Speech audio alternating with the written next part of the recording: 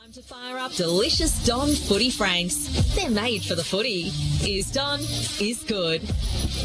Local footy, the place we want to be. It's fresh live Interleague action from the Queen Elizabeth Oval, and it's the Bendigo Football League hosting Ovens Murray Football League. Some presentations to take place shortly out on the field as part of the pre-game formalities. Our MC today is Joel Peterson, Father Jackson Saunders, John Hunter, Travis Matheson, Cameron Power, Stephen Navort, Ray Pinner and Glenn Gordon is your broadcast team this afternoon in this Interleague afternoon of football. As I welcome to our broadcast Stephen Navort. Thanks for joining us. Thanks for having me on, Jacko.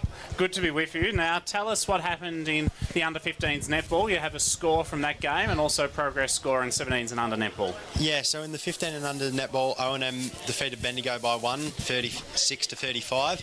And at three-quarter time in the 17 and under netball, O&M were up 6, 41 to 35. We have our central umpires out there as well, David Carter and Nathan Dunn from the Bendigo Football Netball League officiating today, along with Dylan Sidebottom from the Ovens and Murray Football Leagues. So both sides are lined up as we speak here at the home of country footy. It is a historic ground, good crowd building as well.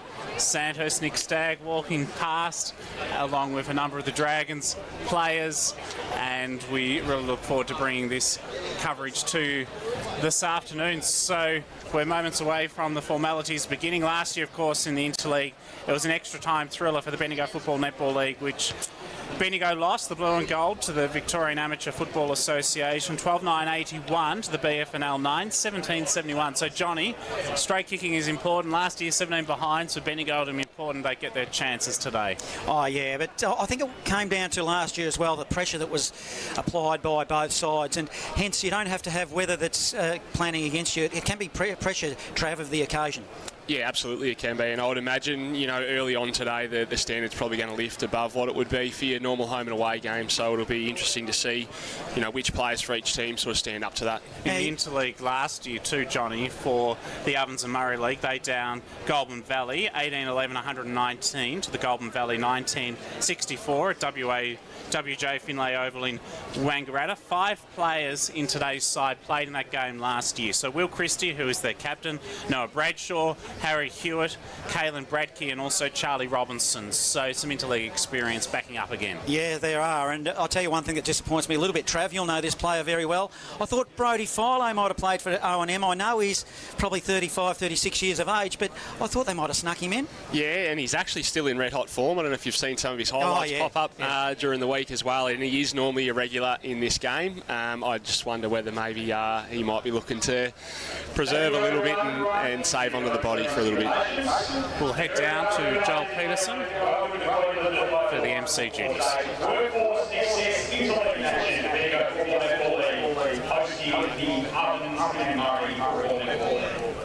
Before we begin, I'd like to acknowledge the traditional custodians of the land on which we gather today in Bendgio. Pay respects to their elders past, present and emerging. Extend that respect to all Aboriginal and Torres Strait Islander peoples who are with us today. We acknowledge their deep spiritual connection to this land and the ongoing contribution they make to the region and to our great games of Australian rules football and, of course, to netball. Today we welcome the O&M to Bendigo. We thank them very much for throwing their support behind this concept and making sure that we can get these games up. It's a big trip and a big effort to come here with all your support team, so to the O&M it's very, very much appreciated, and of course to Bendigo for fronting up for another year of representative football and throwing their whole support behind the concept.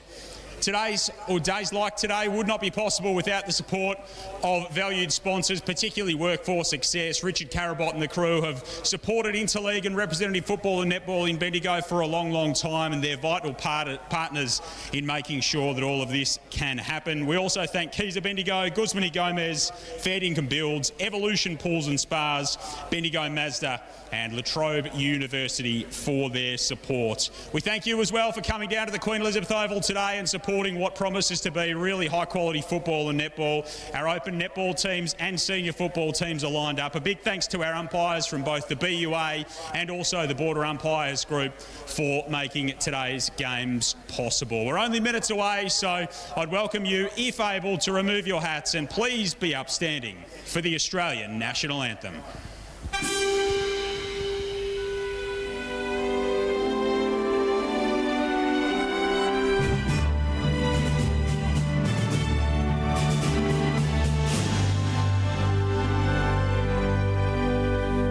Australians, all let us rejoice, for we are one and free, with golden soil and wealth of toil. Our home is good by sea. Our land abounds in nature's gifts of beauty, rich and rare. In history's page, let every state advance Australia fair. In joyful strains, and let us sing, advance Australia fair.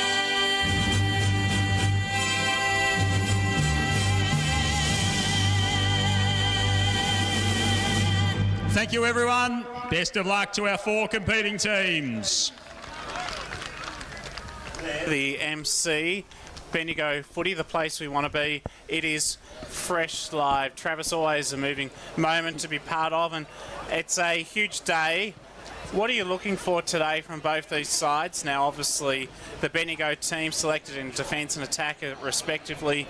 Golden Squares, Jaden Burke, and Castlemaine's Michael Hartley could easily switch to either end of this spacious ground. Then the Bendigo defence, it's got the likes of Sandhurst, Lachlan Wright, Gisborne's Zach Vescovi, South Bendigo's Jack Fallon. But they've got a big task to those 3 gentlemen, because they'll take on 3 big names, 3 of the top 7 leading goal scorers in the Ovens Murray Football League. Lavington's Tim Oosterhoff, nicknamed the Rooster, Cora Rutherglen's Caelan Bradkey, and Wangaratta Rovers' Will Christie. So it'll be really interesting to see those duels today. Yeah, absolutely, and they'll certainly have their work cut out with them, those last couple that you mentioned in Will Christie and Bradkey as well. I think Bradkey spent some time at Richmond a few years ago, and big Will Christie's been a really powerful player for Wang Rovers in their successful time the last couple of years. So I suppose a good thing that the Bendigo coaches have up their sleeve is that, you know, the defenders you just mentioned for them there, they've got some flexibility. So if one's not working, they'll be able to flick it around pretty quick, I would have thought. And the Bendigo attack, so there's the likes of Strathfield Say's James Shisker, Castlemaine's Michael Hartley, and also the flair of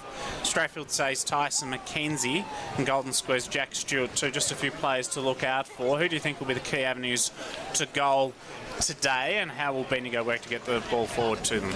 I think Hartzell, he's always one who'll be good to watch. Another one we sort of didn't mention there was Fer Green, but you know, those boys that have played at a higher level, at that AFL level, they're always good to watch in games like this when the standard's a bit higher. I think Tyson McKenzie will be sort of my sneaky. We played him a couple of weeks ago. Obviously, he was a bit of a handful. He kicked 3, but you know, obviously with his aspirations to be sneaking up and playing some VFL footy, he'll be someone that's very keen to go well today. And the Ovens and Murray have won the 17 and unders netball against Bendigo 47 to 46. So there's been 2 1-goal games in the netball, both going the way of Ovens and Murray, which is quite extraordinary, really. So let's hope that the footy, Johnny, is exciting as those 2 netball results so far. Oh, look, I've got no doubt it will be, Father Jackson, but I think it's going to be pretty tough. And Trav, you are the reigning premiership coach. Did you have any, I might be opening a can of worms here, but did you have any buy-in or any input to the selection of any players for the main game here this afternoon? Yeah, and probably one thing that doesn't, or that goes unnoticed, is the work that Simon Rose has put in.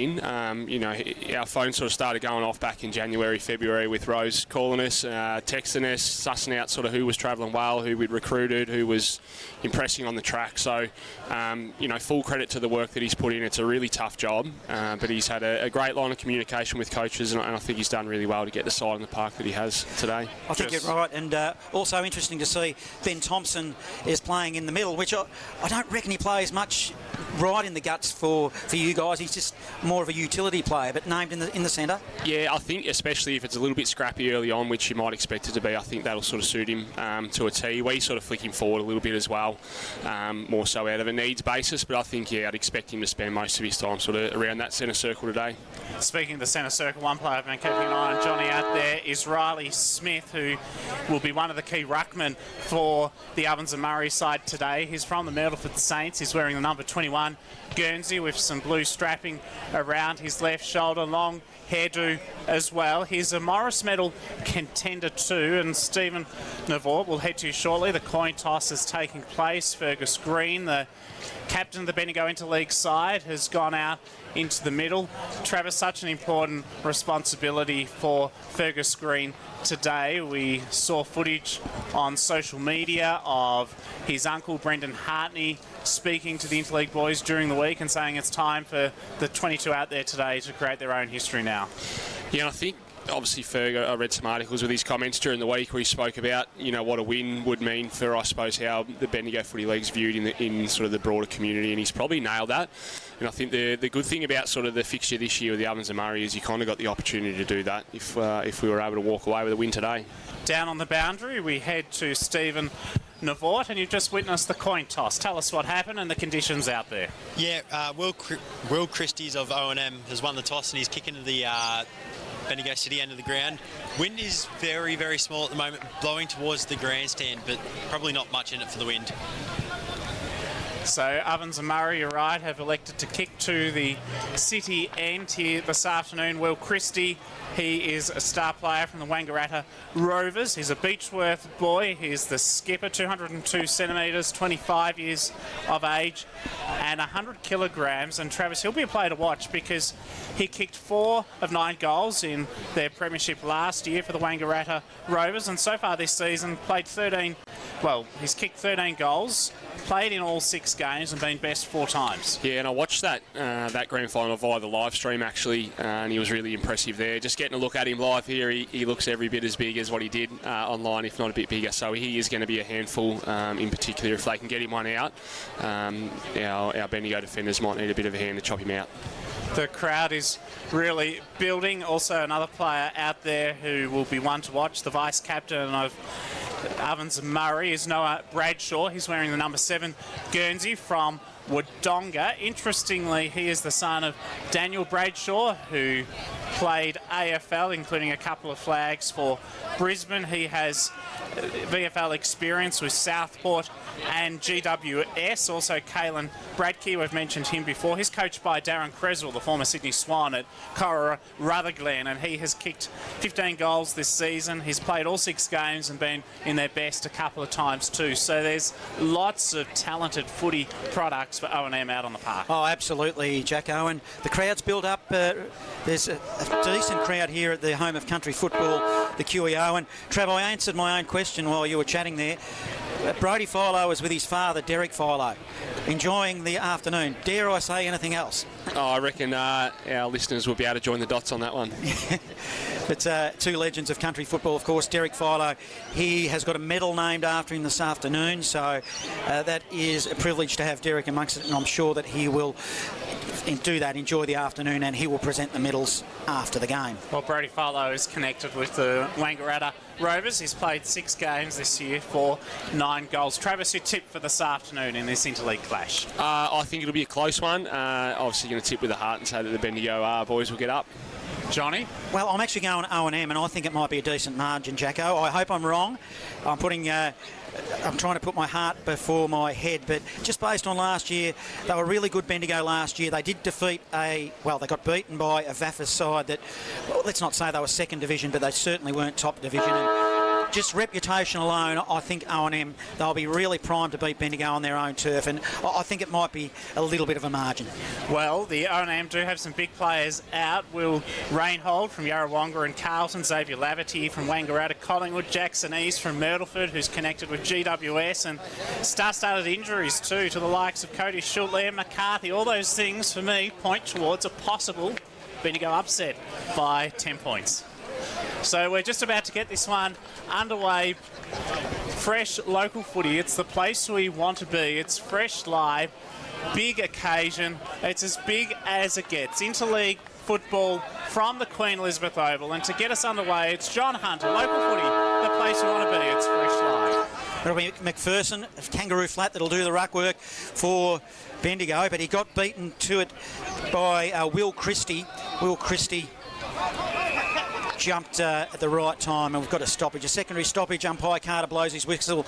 As we always see in a high-pressure game, umpire throws it up in the air. It's a dead heat again.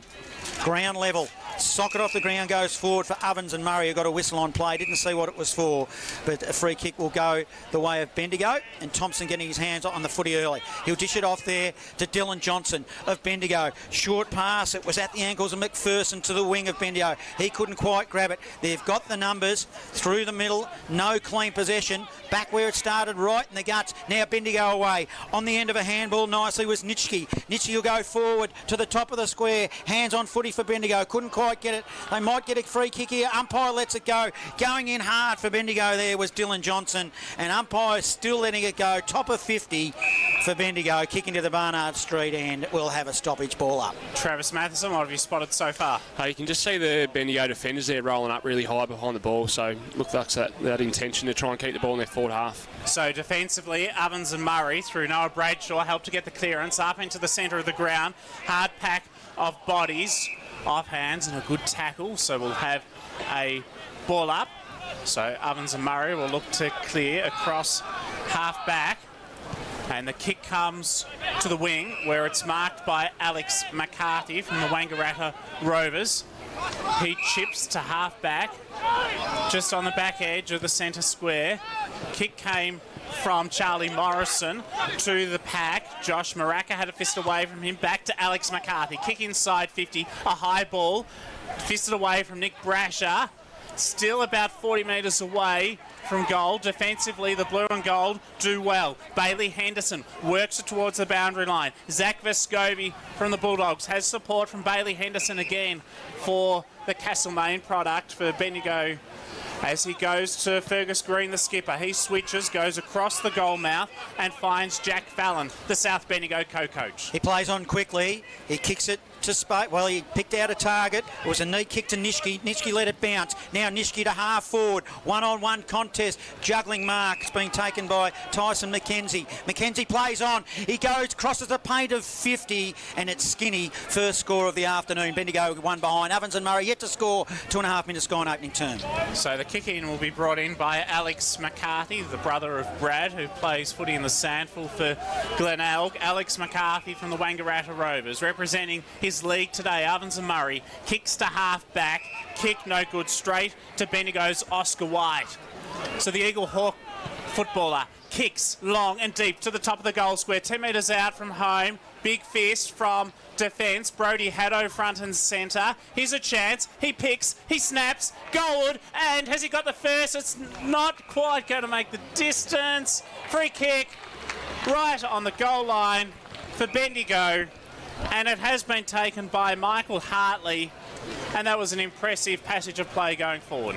Yeah, it was, and you could sort of see the intent from the Bendigo boys to get the ball out to the open side from the back 50 there early on too, and when they did, the ball was up the other end of the ground pretty quickly, so that might be something that we see for most of the day. Michael Hartley goals for Bendigo. They are 1-1-7. Ovens and Murray are yet to score. Our score sponsor, Don Smallgoods, is Don, is good. Local footy, the place we want to be. It's Fresh Live, and this is Travis Matheson.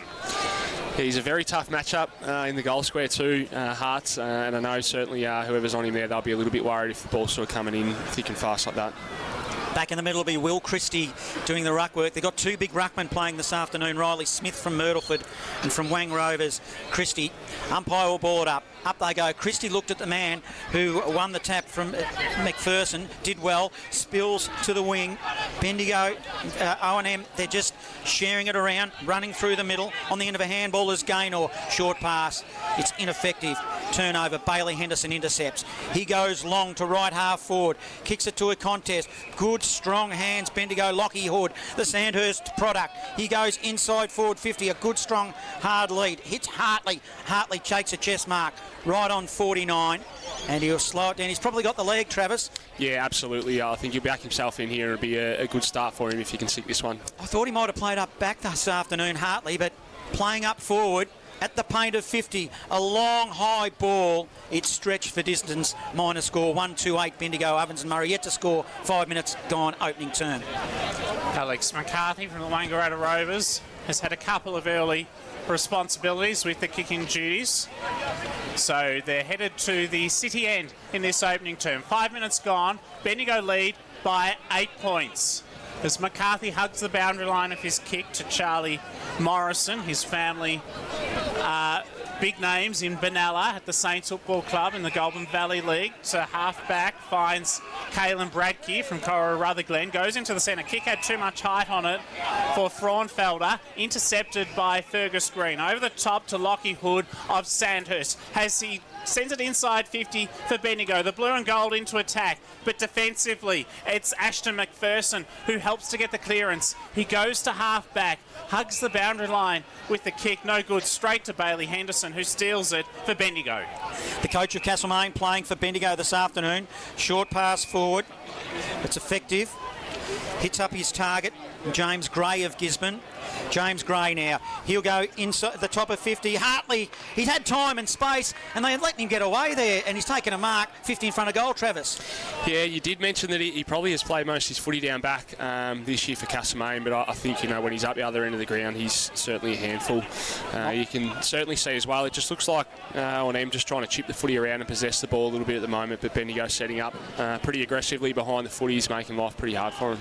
With AFL pedigree from Essendon and Hawthorn, Michael Hartley, the ex-coach of Castlemaine, he's playing as a player for the main, but at the moment he's with Bendigo. He leant on that ball, just stretching for distance again. Another minor score, 1-2-9 playing. No score yet for O&M, 7 gone opening term. Local footy, the place we want to be, it's Fresh Live. Ashton McPherson is on GWS's VFL list. Kicks in for Ovens Murray. Short to the back pocket to Harry Hewitt from Wangaratta. To half back, kick not good. Stolen by Caleb Connick, who intercepts for the blue and gold. For Bendigo, to centre wing, he found Bailey Henderson across the ground. Wants Vescovi, gets it on the first bounce. Hand pass is good to Nitsky. Back to Vescovi. Long penetrating kick. Top of the goal square. Hartley the target. Provided the contest. Front and centre. The crumb spills to Dylan Johnston of Gisborne. And Bendigo had their second. 2-3-15. Ovens Murray yet to score. Score sponsor is Jason Westcott Builder. Local footy, the place we want to be. It's Fresh Live. Yeah, it's kind of that similar story as well. Then you could see Bendigo look like they've sort of put a bit of time into setting the ground up behind the ball. So again, O&M come out, they turn the footy over, and Bendigo get that repeat entry to Hartley, who's looking really dangerous up there. I think you can see if he's not going to catch it, he's certainly going to bring it to ground. Bendigo seem to have a lot of confidence, and when the O&M get it, they're just a bit nervous, tentative with the ball. Yeah, which I was a little bit surprised by. I thought they sort of might have been really aggressive with their ball movement, given that they play on those big grounds as well. Dead heat in the ruck. O&M will win it finally inside forward 50. It's shallow. Good punch from behind by Vescovi. Whistle on play. It'll go to Bendigo. Vescovi looks to go broadcast side, then he changes his mind. He'll go swimming pool side. Laterally, hits up his target, Ben Thompson. He started well early. Gives it to another man that started well early, Bailey Henderson, racking up the possessions to half forward for Bendigo. It'll rebound back the other way though, turnover. But another turnover, Bendigo will win it back. Whistle on play. Advantages play to O&M. They'll go inside forward 50. They've had a look at it. Umpire let it go. Might have been one over the top. Now Bendigo will clear off half back. They do. Quick ball comes to the broadcast side right in front of us here at the moment. Kobe Maxted gets it forward, finds Haddo. High tackle, advantage perhaps paid. No, will be brought back, and the right call for the blue and gold. So Kobe Maxted, who has played well for Sandhurst this year. He's kicked 12 goals, been in their best twice, to another Sandhurst product, Fergus Green. They're two of the 5 Sandhurst players out there today for Bendigo. Chip over the top to Harrison Sheehan. He has got the footy in those pink boots. The Castlemaine footballer for Bendigo goes to half forward. Spear and kick. He does that regularly at the Magpie land at Camp Reserve. Michael Hartley has it. 50 metres out from goal. Directs a kick to the pocket. Effective. Mark taken. And it's about 25 metres out from goal. James Shiska, but he'll have to kick from a tight angle, and this will test him, Travis, from here. Yeah, it'll be a tight one from here, although I think he'll try and get off the mark a little bit and see if he can snap it around his body, so we'll see how he goes. The competition's leading goal scorer in the Bendigo League, James Skiska, opens up the angle off hands, a rush behind. 2 goals, 4-16. 10 minutes gone, opening term, Ovens and Murray yet to score. So it's a restart for O&M. They look nervous up back. Clearing kick by McCarthy. Finds the big man in Riley Smith. Smith will cross it laterally from one half-back to another. Getting confused by the whistle, must be the netball. O&M have got it in the back pocket. Over the top, receiving a handball was McPherson. He goes further afield, finds a teammate. Hurried kick, ineffective, turnover. Lockie Hood on hands and knees. Takes a mark. Left half forward. He'll come aggressively, swing it into the middle. Finds Vescovi. Vescovi to the opposite side wing with Bailey Henderson of Bendigo. He's got time and space. Short pass. Finds Connick. Connick on the swimming pool wing. 20-metre ball forward. Finds Nitschke, the South Bendigo product, inside into the pocket. Looks for Hartley. Hartley on the left goes around the body and just slews it. And it goes out of bounds. 15 metres around from goal, ball in. Bendigo lead 16-0, 11 minutes gone, opening term. Good to have you with us, local footy, the place you want to be. It's fresh live. Trav, not sure if O&M have taken it inside 50 yet. They've had a couple of looks in it, but they're just really struggling to get the ball out of their D50 at the moment with that set up from the Bendigo team. They do so here, though. Jake Gaynor from Albury, a Morrison medal contender, I hear. Intercepted James Gray for Gisborne. Top of the goal square. Off hands, potentially Jack Stewart. Stoppage evolves. Ball spills out. No one gets clean possession. Quick kick. Snap on goal. And it has been put through for Bendigo. James Shiska from Strathfield Say has their third. And Bendigo, the blue and gold, off to a flying start. Our score sponsor, Bendigo City Framers. Local footy, the place we want to be. It's fresh live. Bendigo 3-4-22 to Ovens and Murray, yet to score. Yeah, it's more of the same from Bendigo there, just with that relentless pressure across the middle of the ground and forcing those repeat entries. And you can kind of see it does look like even just the presence of Hearts up forward might have their back six a little bit worried at the minute. So when that ball does come to the ground, Bendigo are able to crumb it like they did just there. I might change my tip, Trav. It's not too late. Certainly, Bendigo look dominant here. Opening stages of this interleague clash where we'll have a secondary stoppage, a ball up in the middle. They just haven't got any momentum or can't wing it out of the middle here, O&M. McPherson doing the ruck work for Bendigo. Spills to Dylan Johnson of Bendigo. One bounce on the wing. Short left footer. He gets upended after he kicked it, so it'll go down the field. Free kick to Tyson McKenzie. He'll go long into the pocket. He's got a target but doesn't hit him. It's going to be a turnover. And O&M, they'll just relieve a bit of pressure, but boy, oh boy, are they under pressure receiving Marcus Christie. He relieves that pressure, as you allude to there, Johnny. Goes to centre wing, swimming pool side. Good effort from Bailey Fraunfelder. Couldn't complete the grab, though. Ground level, the ball comes back to Fraunfelder now, who opts to take the game on. They're leaping away here as they press to half forward. Kick is intended for Nick Brasher. Couldn't complete the mark. Ball spills to Caelan Bradkey, who is penalised for holding the ball. David Carter said he had prior opportunity. So across half-back. Bendigo clear, not for long though. Interception, back inside 50 from Noah Bradshaw for Ovens and Murray. Terrific interception from Jaden Burke of Golden Square, and Bendigo will clear to James Shiska perhaps on centre wing. Well, it's a one-on-one contest with a ball spilled to the back, and O&M will win possession on the end of a series of handballs. Scammell, his kick was smothered. Good defensive work, Dylan Johnson of Gisborne. Ball in across half forward. Defensive work is fantastic for Bendigo. A couple of great efforts there by Jaffa and by Kobe Maxted, and that in the first quarter as well, playing on those bigger bodies. They've looked really comfy so far. Ball in right half forward, City end. O&M in attack. Ground level, they can't win it. Connick does. McPherson received it by hand. Gives it off to Hood. Hood of Bendigo goes to the wing. Fergus Green gathers with one hand. Oh, it was a slick handball. Puts it into the park of Caleb Connick. Connick now will go shallow inside forward 50. Fine Shishka hits him on the chest. And the target was just down there unattended directly in front. Good footy, Travis.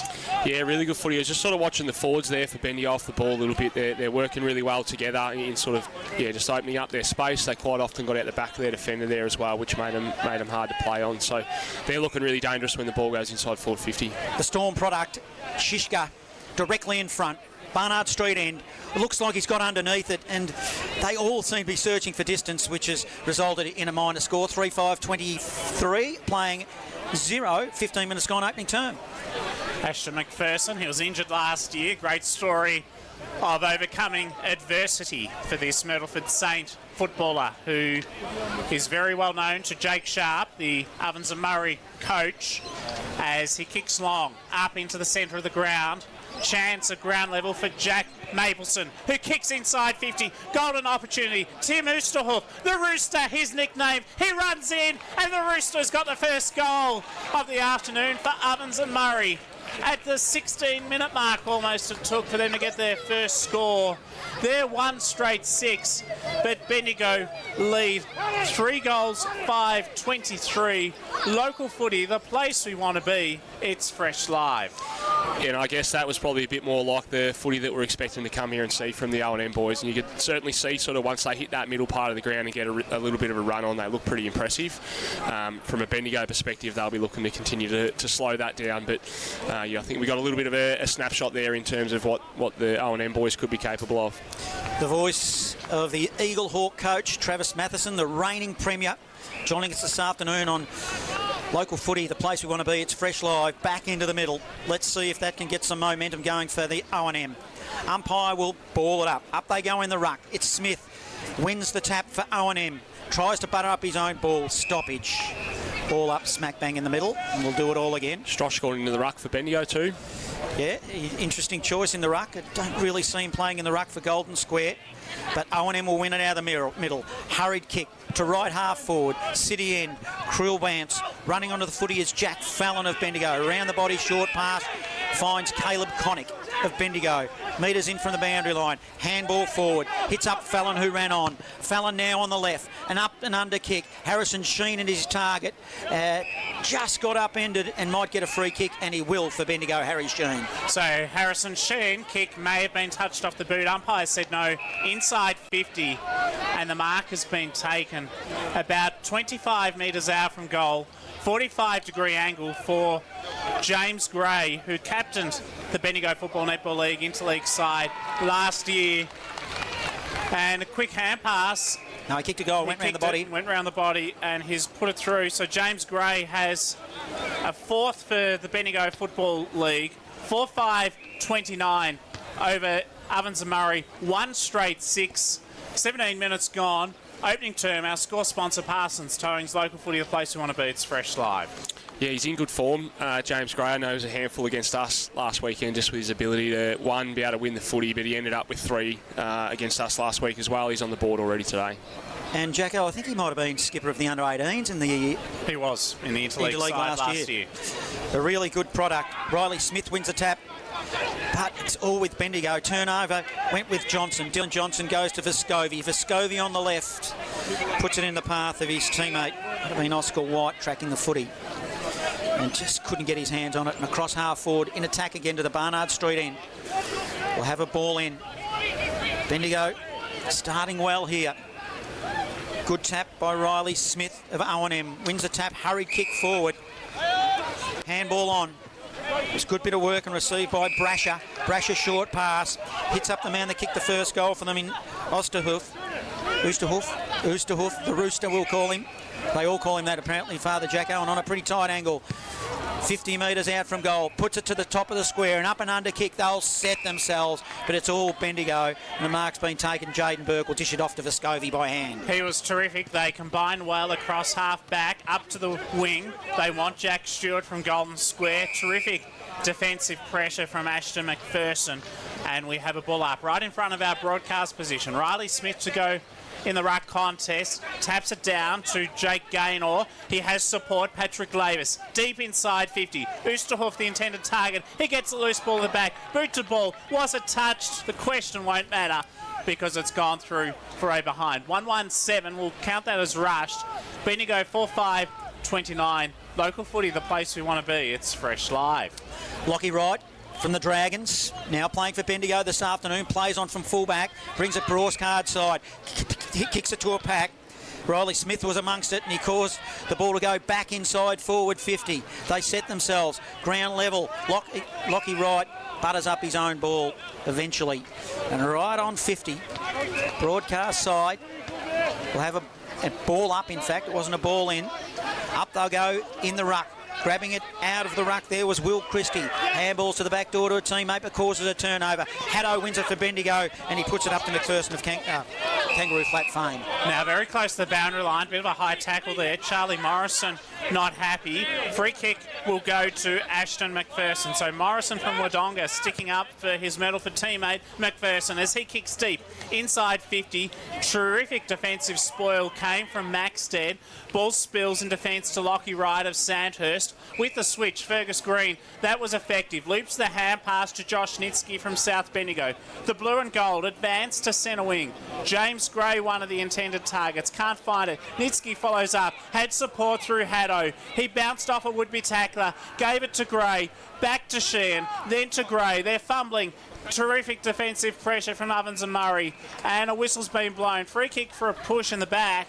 And it's James Gray who's got it. He plays on immediately, goes to half forward. Mark taken by Ben Thompson. He goes deep inside 50. It's 10 metres out from goal. It's deep, 10 metres away from Bendigo's goal line. Dancing and weaving and kicking truly Jack Stewart from 5 metres out.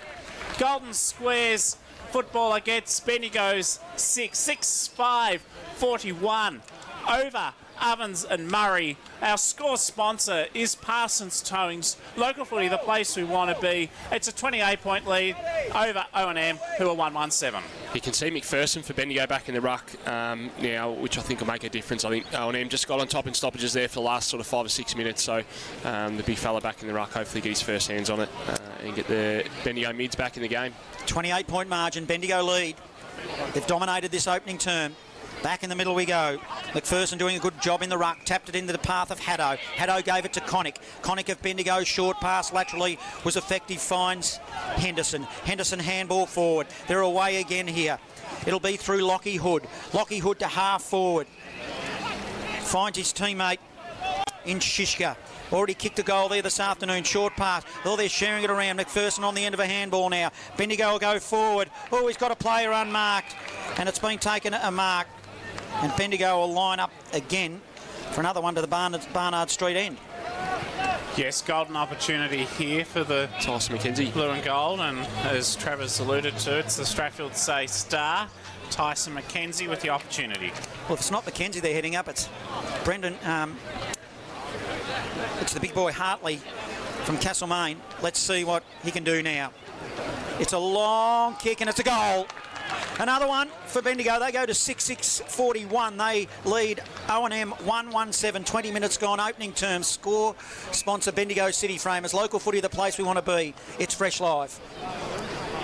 Yeah, and they've looked really dangerous every time they've gone forward, whether it be via the big boys in terms of Shishka and Harts, or whether it's those smaller fellas like James Gray and Tice that have been let free. And I just wonder whether, again, that might be the impact of Hartley early and the fact that they're all really aware of his presence. We're into time on. Bernie Shivers from the Wangaratta Rovers, the O&M timekeeper, and Mike Lowder from the Golden Square Footy Club, Bendigo's representative in the timekeeping box today. We've gone over 20 minutes in this opening term. Neither side could break away from the centre stoppage.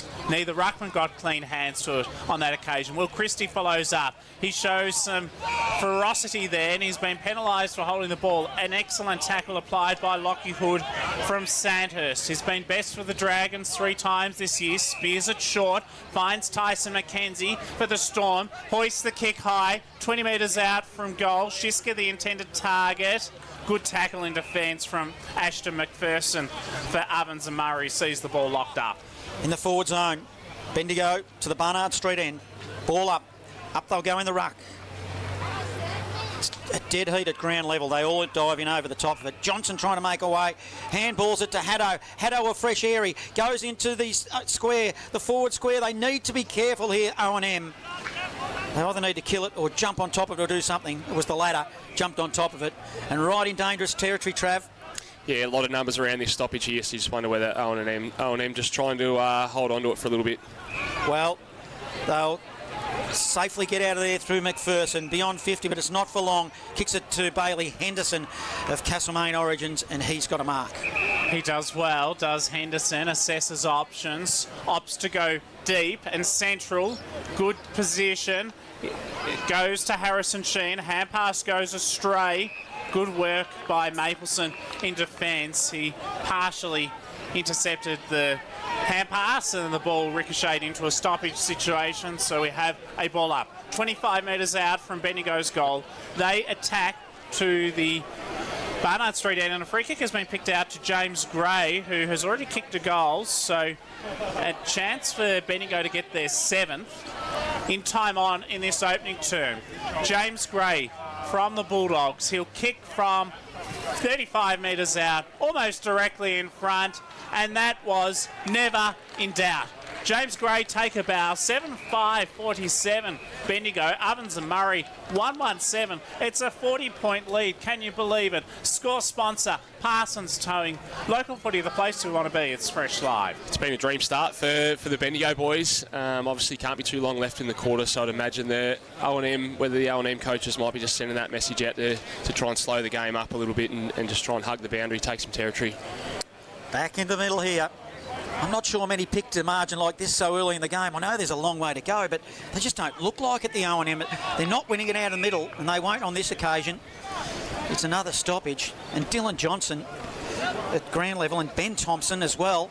He's been superb, wearing his opposition like a glove. Winning it out of the middle now was Riley Smith. He gets collared, causes a turnover.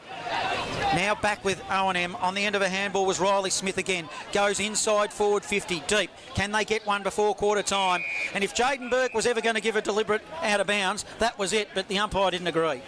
Nah, not at all. I suppose he was playing a safe card there. It could have gone either way, but they'll toss it back in and have another go at it. Boundary throw in, 25 metres out from Ovens Murray goal. They attack to the city end in this term. Front and centre, Harry Hewitt.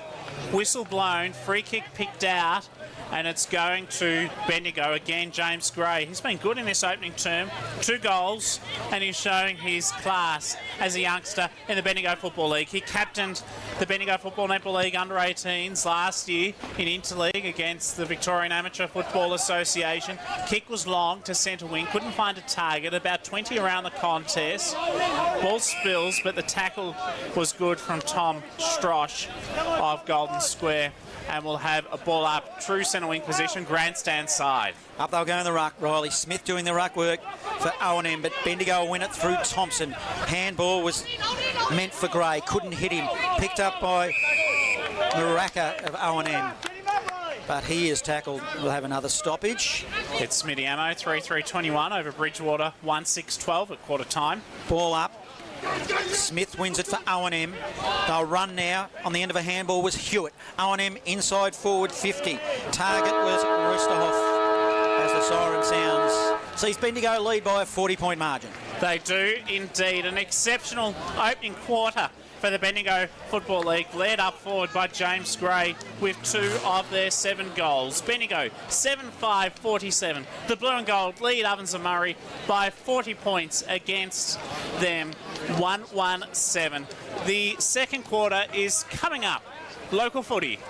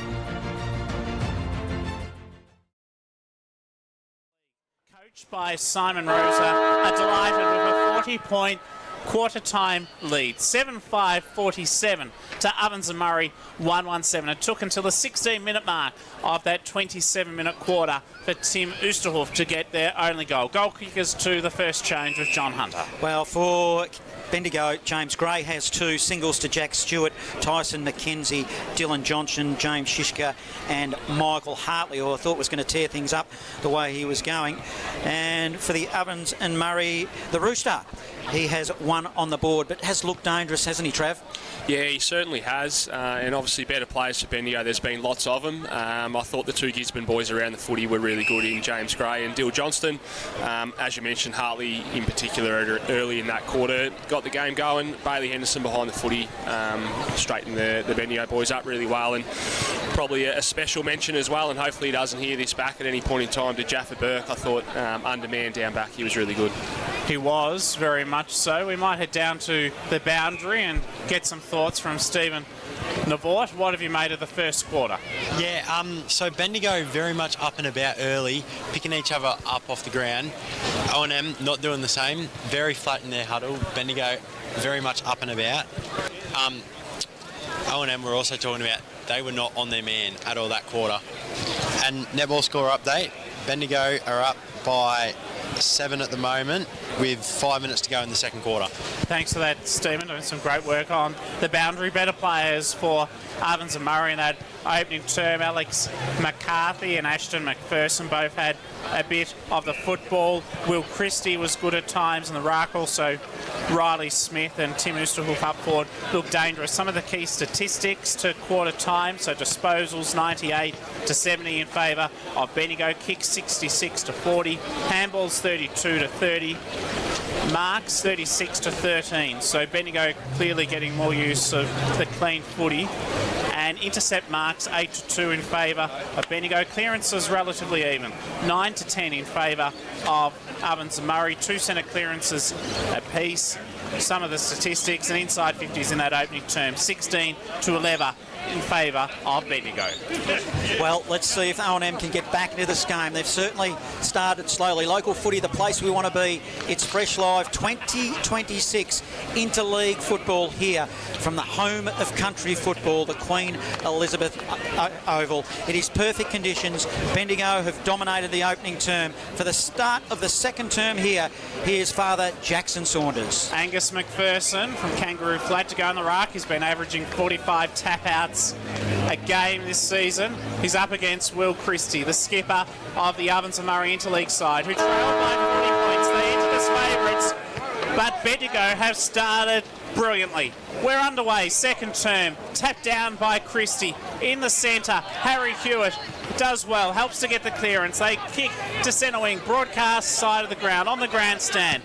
Archer Scammell gets the footy. He snaps around his body to half forward. Noah Bradshaw, one of the intended targets. Instead found Patrick Lavis, who was taken out of bounds with a tackle, and will have a boundary throw in. Some AFL Central Victoria Academy youngsters, some talented young footballers watching on some of their local country footy heroes. Ball spinning back into play. Boundary throw in. Left half forward. Haddo gets the footy though at half back for Bendigo. To half forward, Mackenzie wanted it. Charlie Morrison defends well. It's at centre half back.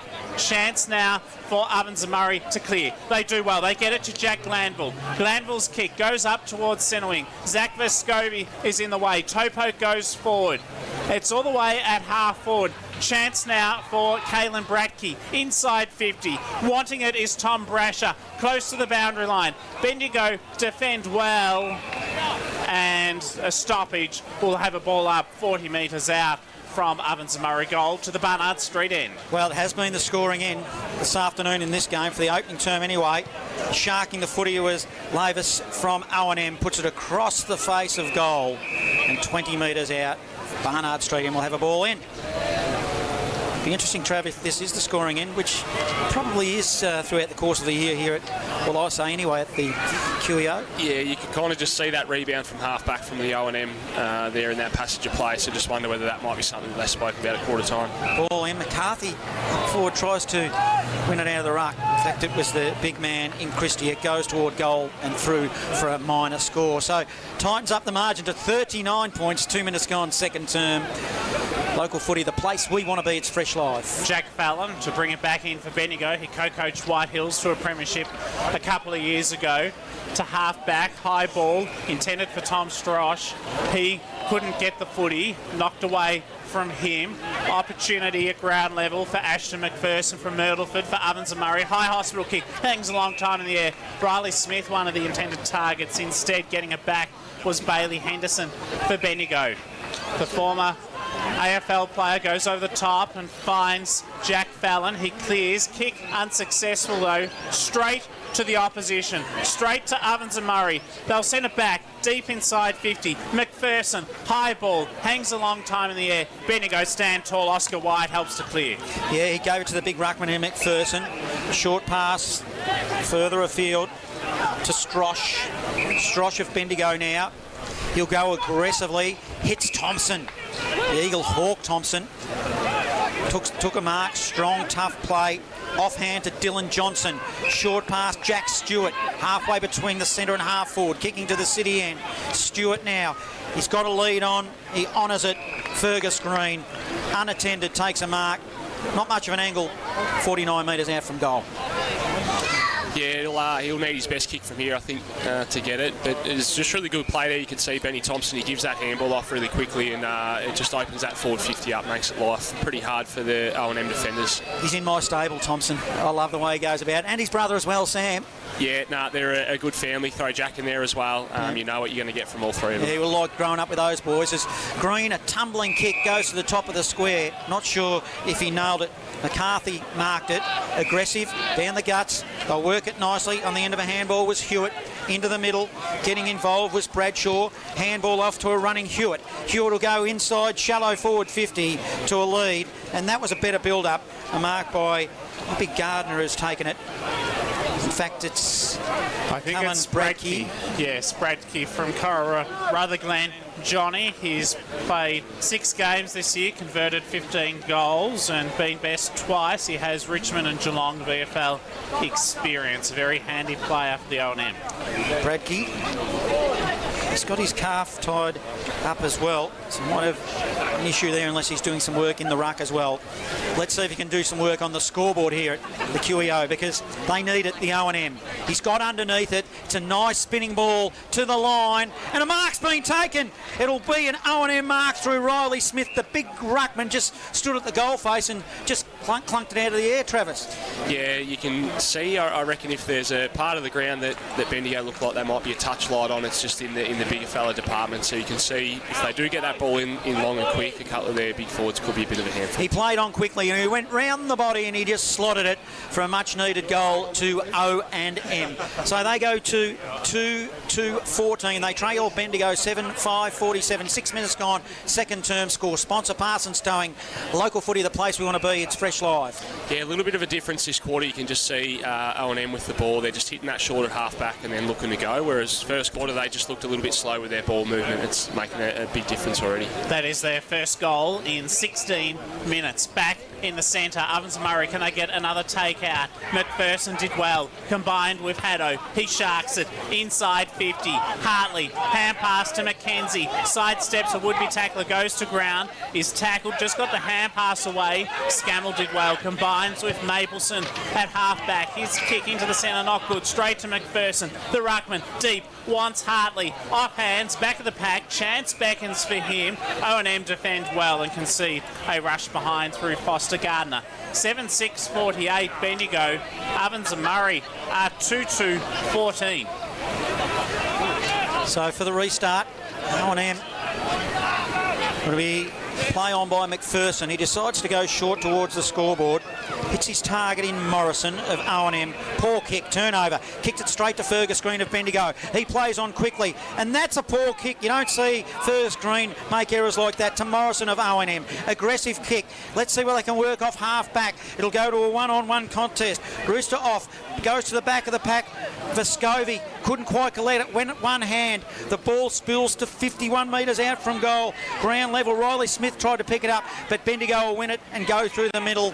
And they're away through Haddo. Haddo, handball to Henderson. Off half forward. Short pass. Hartley's the target. Hits him up, and good, strong contested mark. It was an impressive passage of play there with the way the Bendigo boys just sort of linked up through the middle of the ground. And you had Hartley sort of one out in that forward 50, so it was going to be pretty hard to get the fist into that one. Harrison Sheen getting an important touch through the middle as well. Deft hands with the handball.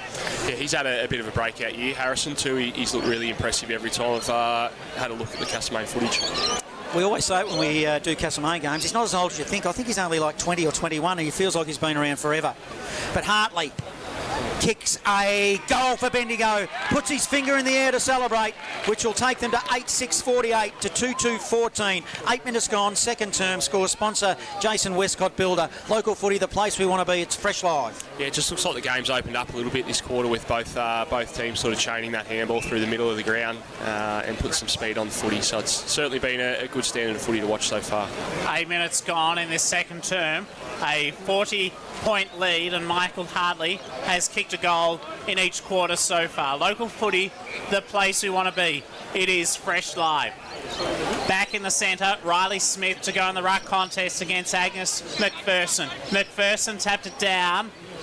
Front and centre, lots of players around the footy. Neither side can break clear, so we'll have another ball up. Interestingly, the Ovens Murray Football League, all 10 clubs represented out there on the park today. In the centre, it comes to Josh Maraka from Myrtleford. He has support through Mapleson. Kick no good, and it's been intercepted by Jaden Burke. He clears to Jack Stewart, one of 3 Golden Square players out there today for Bendigo, to Fergus Green. The skipper, he's played a lot of footy on the wing this year, averaging 25 touches a game, but that was a shank out of bounds on the full, and the penalty free kick will be taken for Ovens and Murray by Max Byrne of Albury. Byrne called to play on, which he does. He'll kick it to a contest across half forward. They set themselves. Ball will spill to Thompson of Bendigo, to Vescovi by hand. He goes with an awkward looking handball, turned it over, gave it to Christie, and a lead is honoured. It's, of course, the Rooster. Roosterhoff takes a chest mark, not much of an angle, and line them up 48 from goal. He's kicked 20 goals this year. Travis in the Ovens and Murray League, important player. Yeah, he's an imposing figure when he hits up at the footy there, so you can kind of see any time O&M do get a clear run at it coming inside 50, he's going to be hard to stop. It's hard not to call him the Rooster after knowing his nickname. Let's see what he does. He's wearing a glove as well. A little bit of an awkward approach. I'm not sure. He just stumbled and kind of just... His feet weren't working properly, and his foot didn't work properly either because it went wide and goes in for a minor score, taking it to 2-4-16 to 8-6-54. 10 minutes gone, second term. Jack Fallon, South Bendigo's co-coach, one of 3 Bloods players out there today, along with Brody Haddo and Josh Nitsky. He goes to the back pocket and does well as they clear to half back. So Burke with the footy for Bendigo, goes short with a hand pass to Bailey Henderson, who has a couple of touches for Caleb Connick of Sandhurst. Gray concedes territory, goes back to Jack Fallon. So they're still inside defensive 50. Ovens and Murray have worked numbers back, so they've flooded the ground, and it's difficult for Bendigo to clear. Chance for Gray, goes to Harrison Sheen in those pink boots. He opts to take the game on, kicks to centre wing. Mark has been taken by Jack Stewart as Stewart kicks off the right boot to half forward. Good spoil. Glanville gets the loose ball for Ovens and Murray. Over the top, inside, finds Tom Brasher. Brasher combines with Foster Gardner. Kick inside 50. Bratke, 2-on-1. He's outnumbered. Good work from Maxted. Had support through Fallon, and they're away. That's an up and under kick to the wing, but it's effective. Finds Caleb Connick. Takes a chest mark. He'll come aggressively. inboard. It's effective to Lockie Hood. Lockie Hood come back into the middle. Further aggression through play. McPherson, he'll go with a short pass. Green is out on left half forward. Hits him up. Now it's Green. Fergus Green of Bendigo inside forward 50. And the target was Hartley. And a couple of errors by Green. He's coughed it up and he's given it straight to the opposition. O&M will spread it wide to the back pocket and they'll move it out of there. We'll head to Stephen Levort shortly on the boundary. Noah Bradshaw across half back. Lost control of the footy. Bendigo wanted to play on and they've been penalised for playing on, and a 50-metre penalty. Stephen Levort on the boundary. Yeah, Jake McQuaid from O&M has just come off the field and he's getting treatment to his lower back at the moment.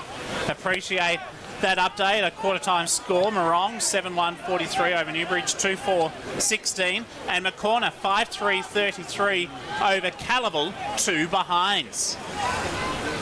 So let's see what can happen with this footy. It's a long ball in by O&M to the Barnard Street end. Bendigo will win it on the end of a handball as Harrison Sheen. He goes around the body. There's no one there tracking it. Will be Alex Bennett for the O&M, and it goes over the boundary line. Harcourt playing Trentham. It's 26 playing 20, and Trentham lead that one at the home of the Apple-Eaters. It's Volunteers Day down there, the home of the Apple-Eaters this afternoon. Jackson? It is. No Brent Harvey, though, the AFL Games record holder for another couple of hours.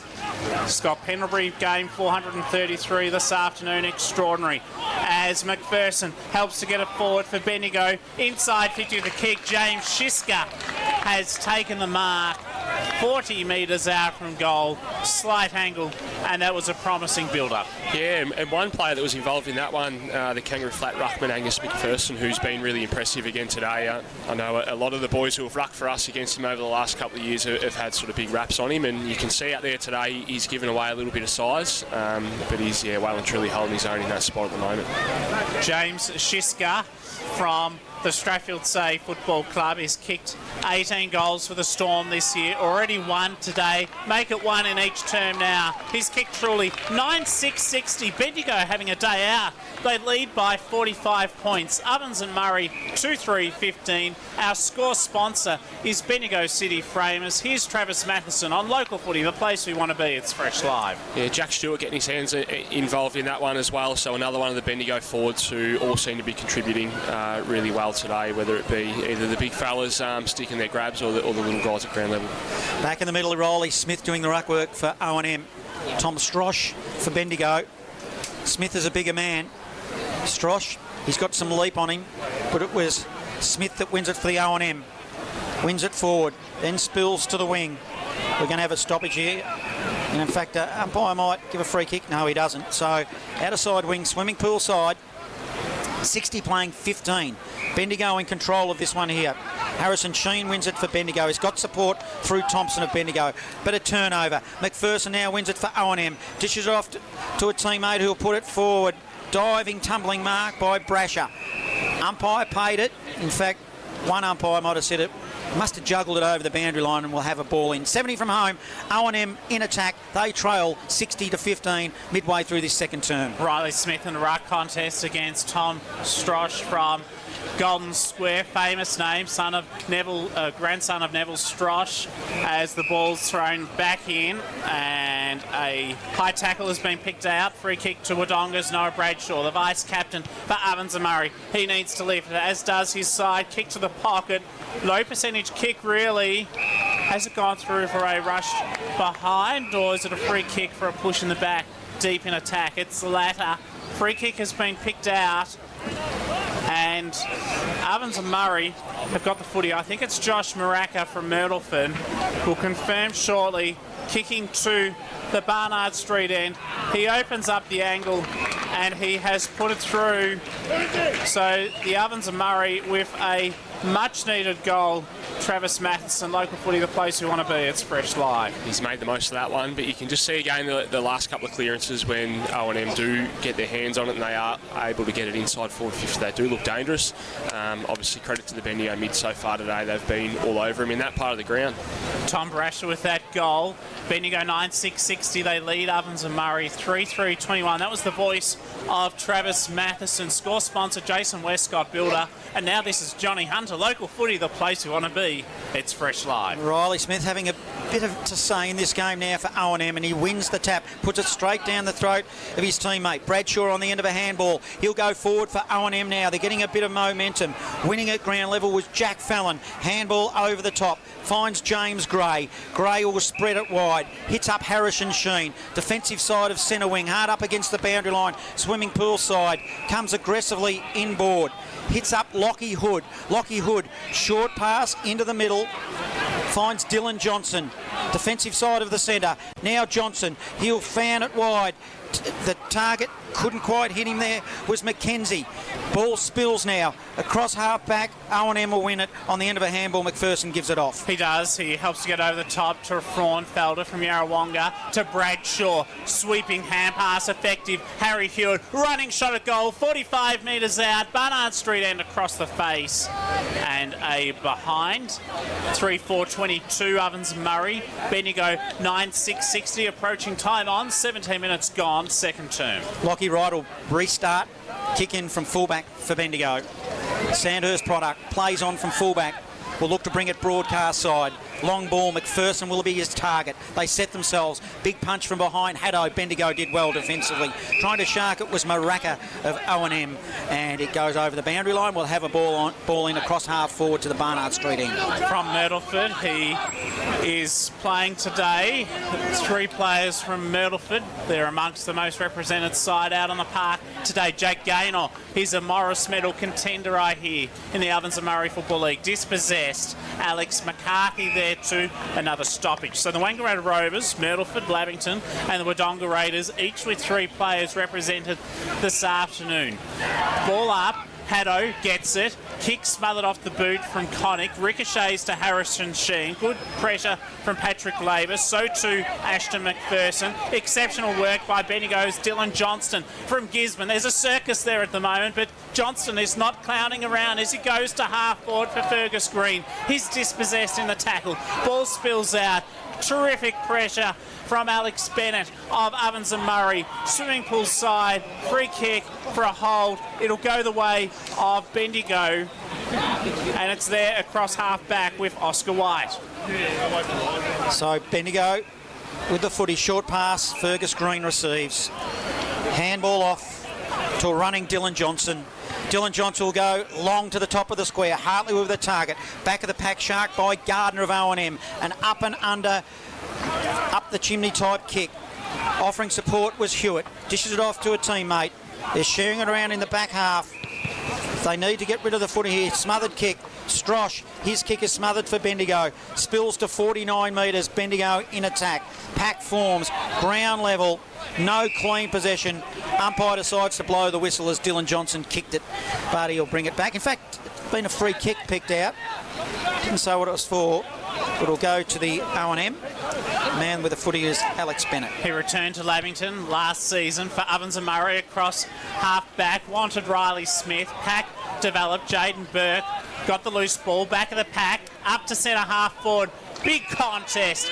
Big defensive grab taken by Charlie Morrison of Wodonga, who clears to half back. Harry Hewitt gets the footy. His hand pass goes astray. Bendigo get it back. Inside 50. Fergus Green gets the footy. Dispossessed. Ball comes front and centre. Alex McCarthy. They work it out looking for Harry Hewitt. But the ball ends up with Strosh of Bendigo. Short pass into the pocket. A leading Shishka has taken a chest mark. Pretty tight angle underneath the scoreboard, Trav. Yeah, one thing Bendigo have done really well throughout the whole day is just get those repeat inside 50s. So even in that passage of play there, they sort of had 3 or 4 inside 50s. And O&M were able to get them out of that part of the ground, but yeah, eventually they've been able to get a mark inside 50 to James Shishka. Their potency all over the ground is showing, Bendigo. O&M just looked hurried every time they get the footy to me. Let's see what Shishka can do it. Pretty tight angle. It's tight. Just sneaks in really for a minor score. 61 playing 22, Bendigo League. 21 minutes gone, second term. Local footy, the place we want to be. It's Fresh Live. 2 goals apiece so far in this term. McPherson with the kicking duties, does well. He combines with Hewitt, back to McCarthy. Clearance kick to half-back. Now McPherson with another touch. Loops it over the top, finds Noah Bradshaw to the wing. Lavis, he kicks to half-forward. Swimming pool side. Good defensive work from Bendigo. Terrific in defence from Bailey Henderson. Helps to work it out. Wanting it now is Tyson McKenzie at half-back. Loops the hand pass to Jack Stewart. Broadcast side of the ground. In front of the interchange dugouts. Chance for Dylan Johnston. He was met hard, but got it off to Josh Nitsky. Spearing kick, centre half forward. Spectacular. Fergus Green has it. 55 metres out from goal. And he's just hit the pause button. You can see his composure. Opts for space and a sensible decision. Mark has been taken.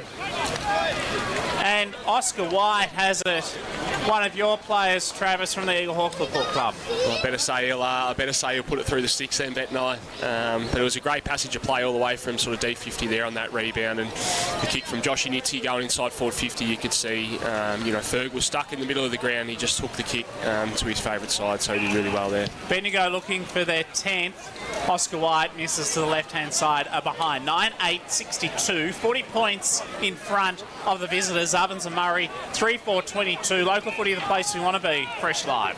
O&M will bring it in through Max Byrne, who played on from fullback. Then he spread it broadcast side, but kicked it straight to White of Bendigo. So a turnover. White will kick it long. Shisk will be the target. Outbodied. O&M under pressure in the back half. It's a good, strong, contested mark. Umpire says play on. Target is Scammell of the Wodonga Raiders. Takes a mark. Hard up against the boundary line. 50 from the goal he defends. Short pass, Mapleson. He'll go back to whence they came. They're looking to a kind of a horseshoe, we'll call it, reverse horseshoe. Morrison sends it to the other side.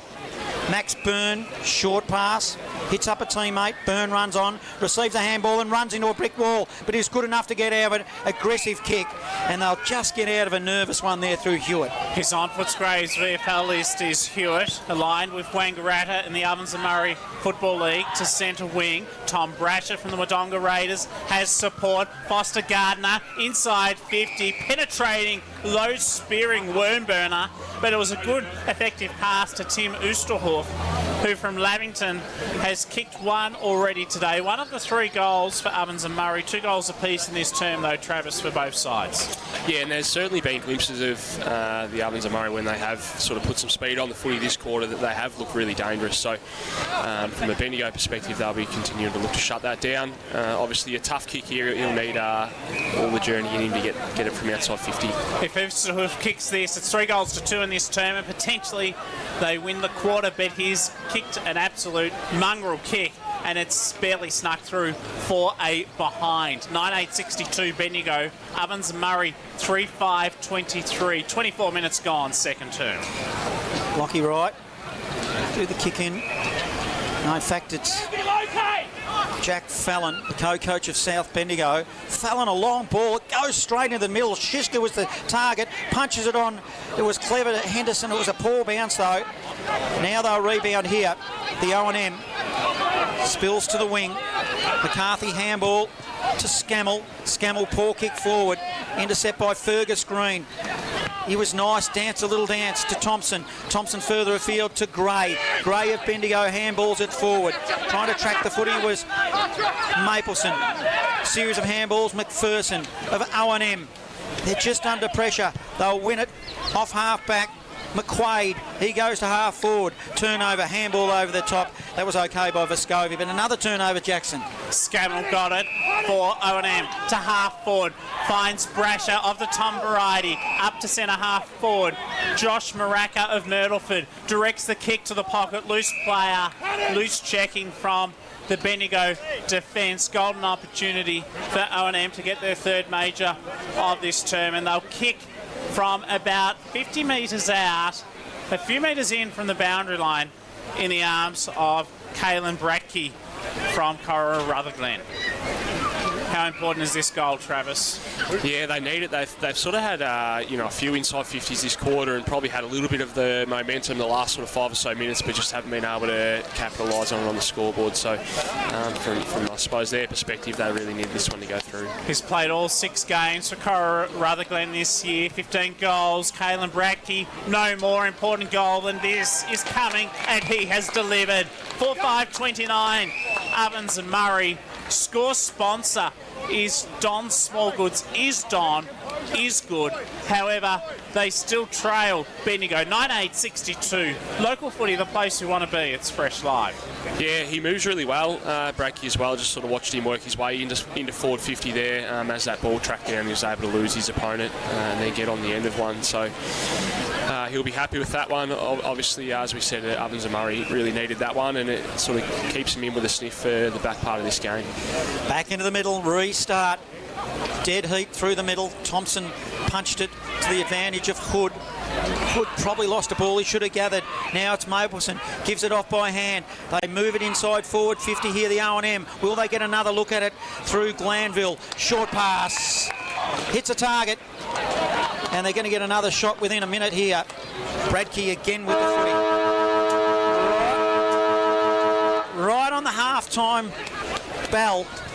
An important kick again. Well, it's 2 in a row that's been important, Travis. Very much so, and I suppose, if he nails this one, it will just give him a little bit of a spring in their step going into half-time. The momentum is so important.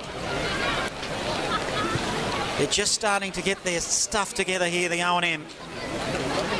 Let's see what Bradkey can do with the footy. To the Barnard Street end. He's taking a lot of time, which he can. The siren has sounded as Jock Clark would say. He's not going to play on from here, Jackson. Indeed. Let's go. In he comes. Bradkey with a kick that's tight and lets his side down for the moment, which will take O&M to 31 playing 62, and that's half-time. It is.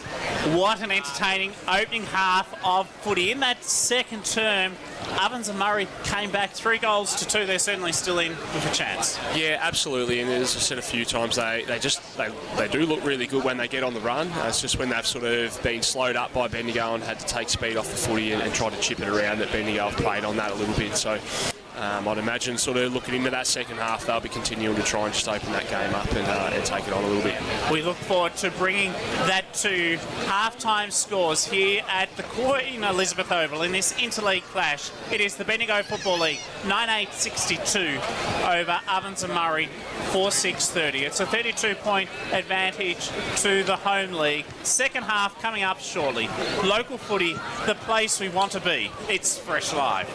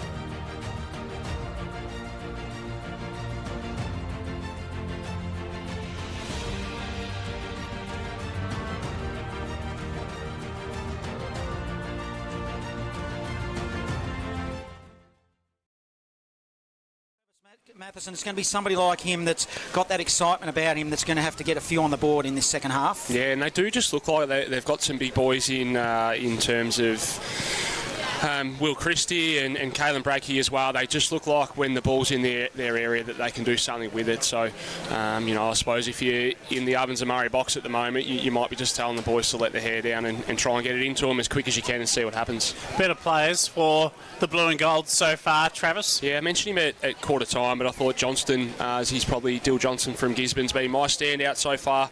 I've also mentioned big Gus McPherson a couple of times, and you can kind of see the impact he's having based on when he goes off for a spell, and Bendigo probably don't quite have that sort of depth in terms of their big fellas, so when he goes off, O&M sort of get a bit of a run in. So he's certainly one that's impressed me so far. And better players for Ovens Murray, coached by Jake Sharp, who's played 6 games for Myrtleford this year. He's also played at Werribee, and he was coaching Myrtleford, believe it or not, at only age 24, so he is highly credentialed. Players he'd be impressed with, I think, to the major break. You include in that Alex McCarthy in defence. He has been terrific. Nick Brasher has had a bit of the footy. Tom Brasher has been good too. Their brothers. Riley Smith has had a fair bit of the footy. Caelan Bradkey was handy in that term with a goal, also among the better players. And Tim Oosterhoff up forward, well, he's been dangerous, Travis, but 1 goal too, so he's missed some opportunities. Yeah, he has, and credit to Bendigo, the shots that the key forwards for O&M have had, they've been from that sort of 50 out on the or sort of on an angle, and they're really hard to kick them from here on this ground. Huge game and so much history at stake. If you were Simon Rosa, the Bendigo coach, what would be your message at the major interval?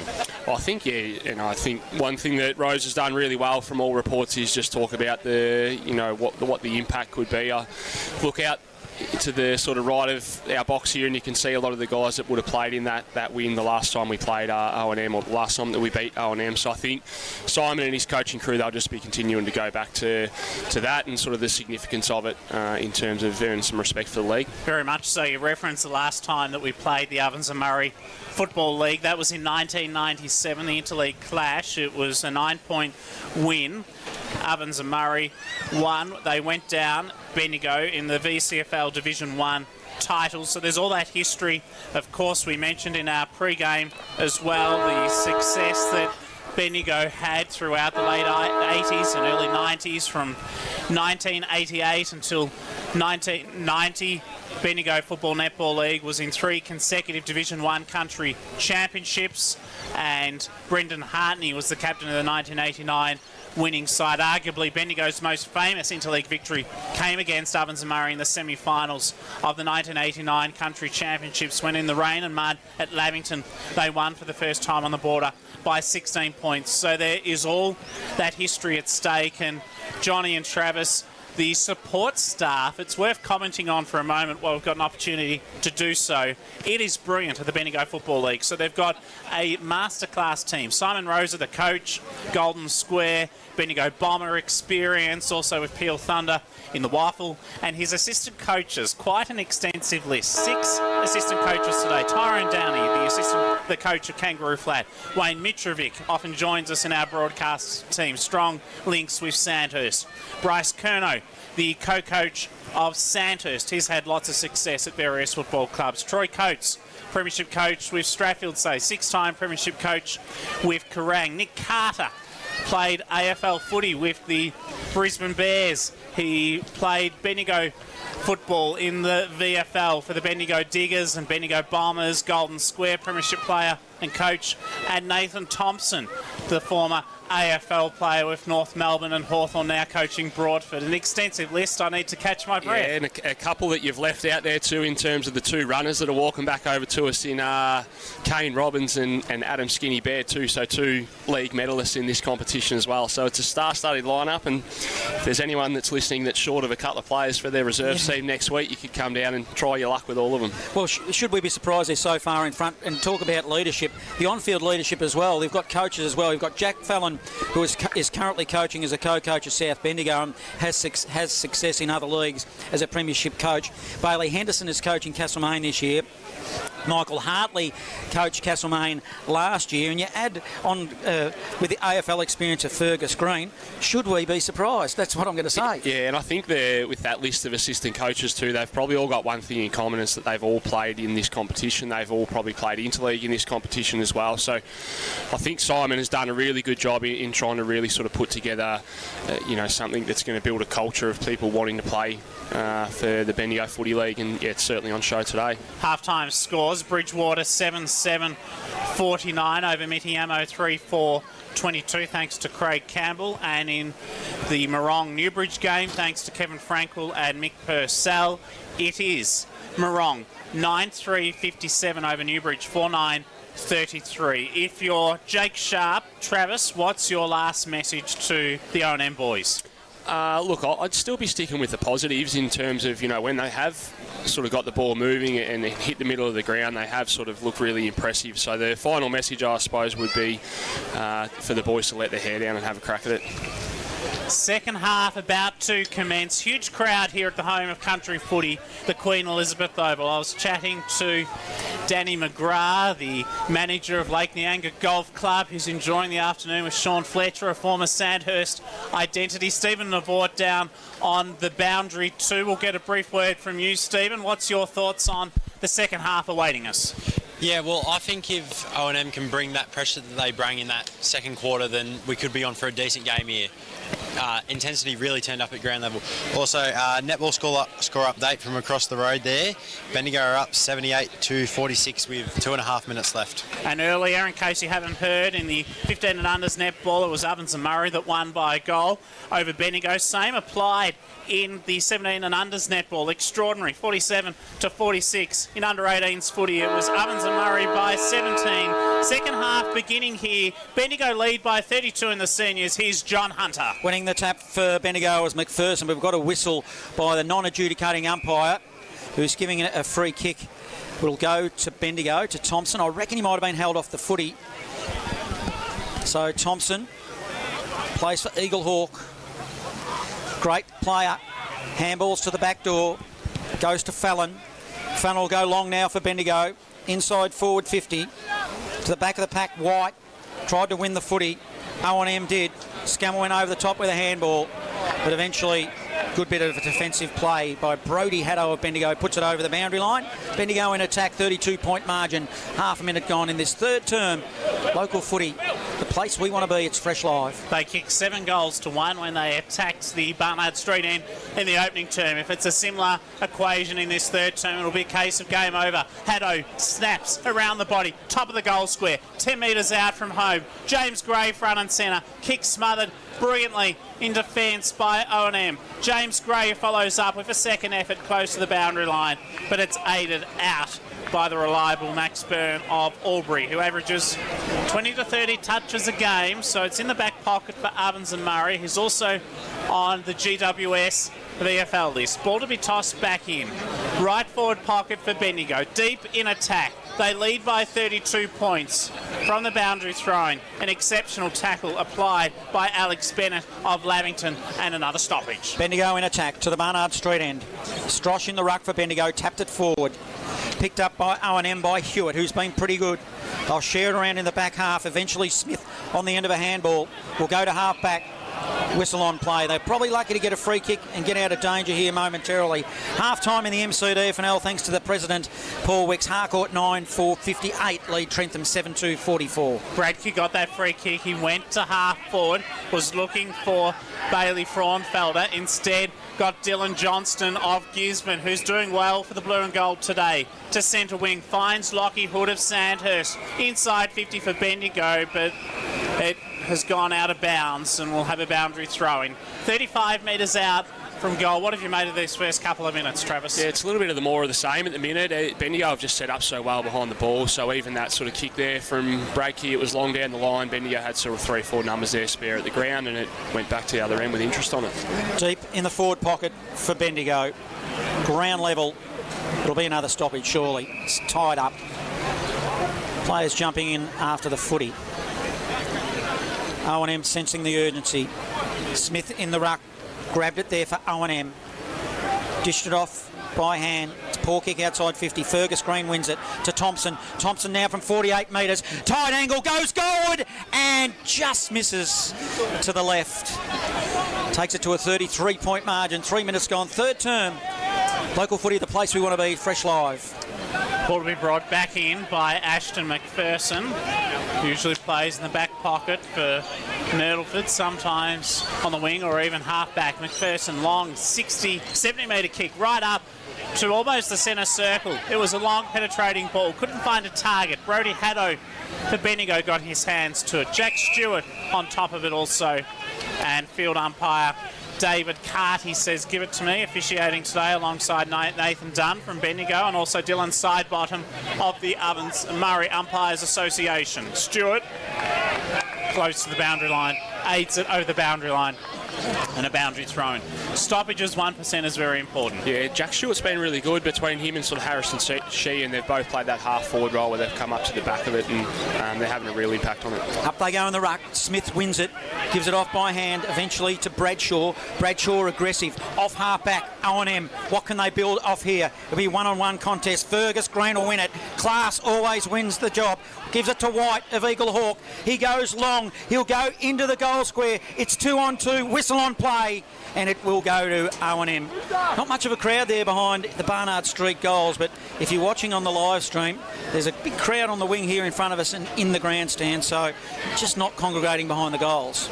So it's with Charlie Morrison. His dad, Darby, is a legend at Benalla, and his brother, Harry, plays for Hawthorn. So Charlie Morrison clears to half-back, can't spot up a target. Oscar White got in the way for Bendigo. Noah Bradshaw there from Wodonga, tied up in a tackle for Ovens and Murray, and we'll have a ball up 51 metres out from Bendigo's goal line. Riley Smith manhandled McPherson in the ruck contest, got the hand pass out. Ovens and Murray with the clearance. Jack Glanville from Lavington, a Wodonga boy, goes to centre wing, and it's Bailey Fraunfelder who's got it. Just weighing up his options. Now goes on the left. It's a bit an up and under kick. Bradkey was a target, made him work. They both ran under it. Lockie right. Henderson's been quieter now for Bendigo. Putting his head over the footy was Patrick Lavis for O&M. All tied up, 70 from goal. In front of us, broadcast side. O&M in attack. Smith grabs it out of the ruck. Gives it by hand to Lavis. Lavis will go goalward. Clean bowls and number of players. Ends up in the back door to Fergus Green of Bendigo. He'll clear it. Target, Jack Stewart. Jack Stewart still on his defensive arc of 50. They'll bring it down the swimming pool side. Short pass to right. Right off right half back. Just slows it down and invited to play on. And they'll reverse horseshoe out of there, Father Jackson Saunders. They do. Receiving is Jack Fallon, the co-coach of South Bendigo. Penetrating kick to centre wing, grandstand side. Oscar White got hands to it, didn't complete the grab. Whistle blown, and we'll have a ball up, a stoppage. Centre wing, broadcast side. Local footy, the place we want to be. It's Fresh Live. 9-9 plays 4-6. Bendigo lead by 33 points. Riley Smith, the ruckman, tackled by James Gray. Isn't that inspiring, Travis, to see a rover tackling a big ruckman? Yeah, don't let the size fool you at all. He's full of fight. James Gray is a very good little player. And Haddo with another good tackle. So two impressive tackles, one after the other. Ball's thrown up. Angus McPherson went to ground but got the tap out. To no one's particular advantage. Noah Bradshaw in underneath the footy. Helps to get it out. A hard ball. Well done. Maraka combines with Brasher, and Ovens and Murray are out. Swimming pool side. Jack Glanville kicks to half forward. High fly. A specky attempted from Tom Brasher. But in doing so, he has given away the free kick to Zach Vescovi, Mr. Reliable of Gisborne, and he'll clear for the blue and gold from the back pocket for Bendigo. A classic, unrealistic attempt. Another reverse horseshoe out of the back zone. Ends up with Bendigo, Jaden Burke. Burke will now bring it down broadcast side. Jack Stewart strong in front of the eyes for Bendigo, is rewarded with a mark. He'll dish off. I thought he might have given it to Johnson. He decides against it. He's looking inboard to play aggressive. Now he's instructed by his teammate in Jack Fallon just to kick it down the line. In fact, he does half-half. Connick was the target. Will cause a turnover. Ground level on the wing. Umpire's letting it go. O&M will emerge. A long kick forward. Shallow inside forward 50. Vescovi getting involved. Handball to Jaden Burke. Hands and knees. Handball over the top. Lockie Wright receives. Handball forward. Harrison Sheen. Bendigo under pressure. Alex McCarthy did well. Advantage is paid. It's through Lavis. Goes to the top of the square, but Fergus Green, ever reliable, takes a nice mark. He was elegant as he took the ball back for Bendigo to Brodie Haddo, the four-time South Bendigo best and fairest winner. Inside with that kick, Caleb Connick. He's played a lot of games for Sandhurst this year, been best twice. To centre half back, Jaden Burke. Now to that man who's got it across half back. He kicks long for Bendigo, up to the wing. Lavis got in the way of Tyson McKenzie and the ball's gone out of bounds. We'll have a boundary thrown. Right in front of us, broadcast side of the ground.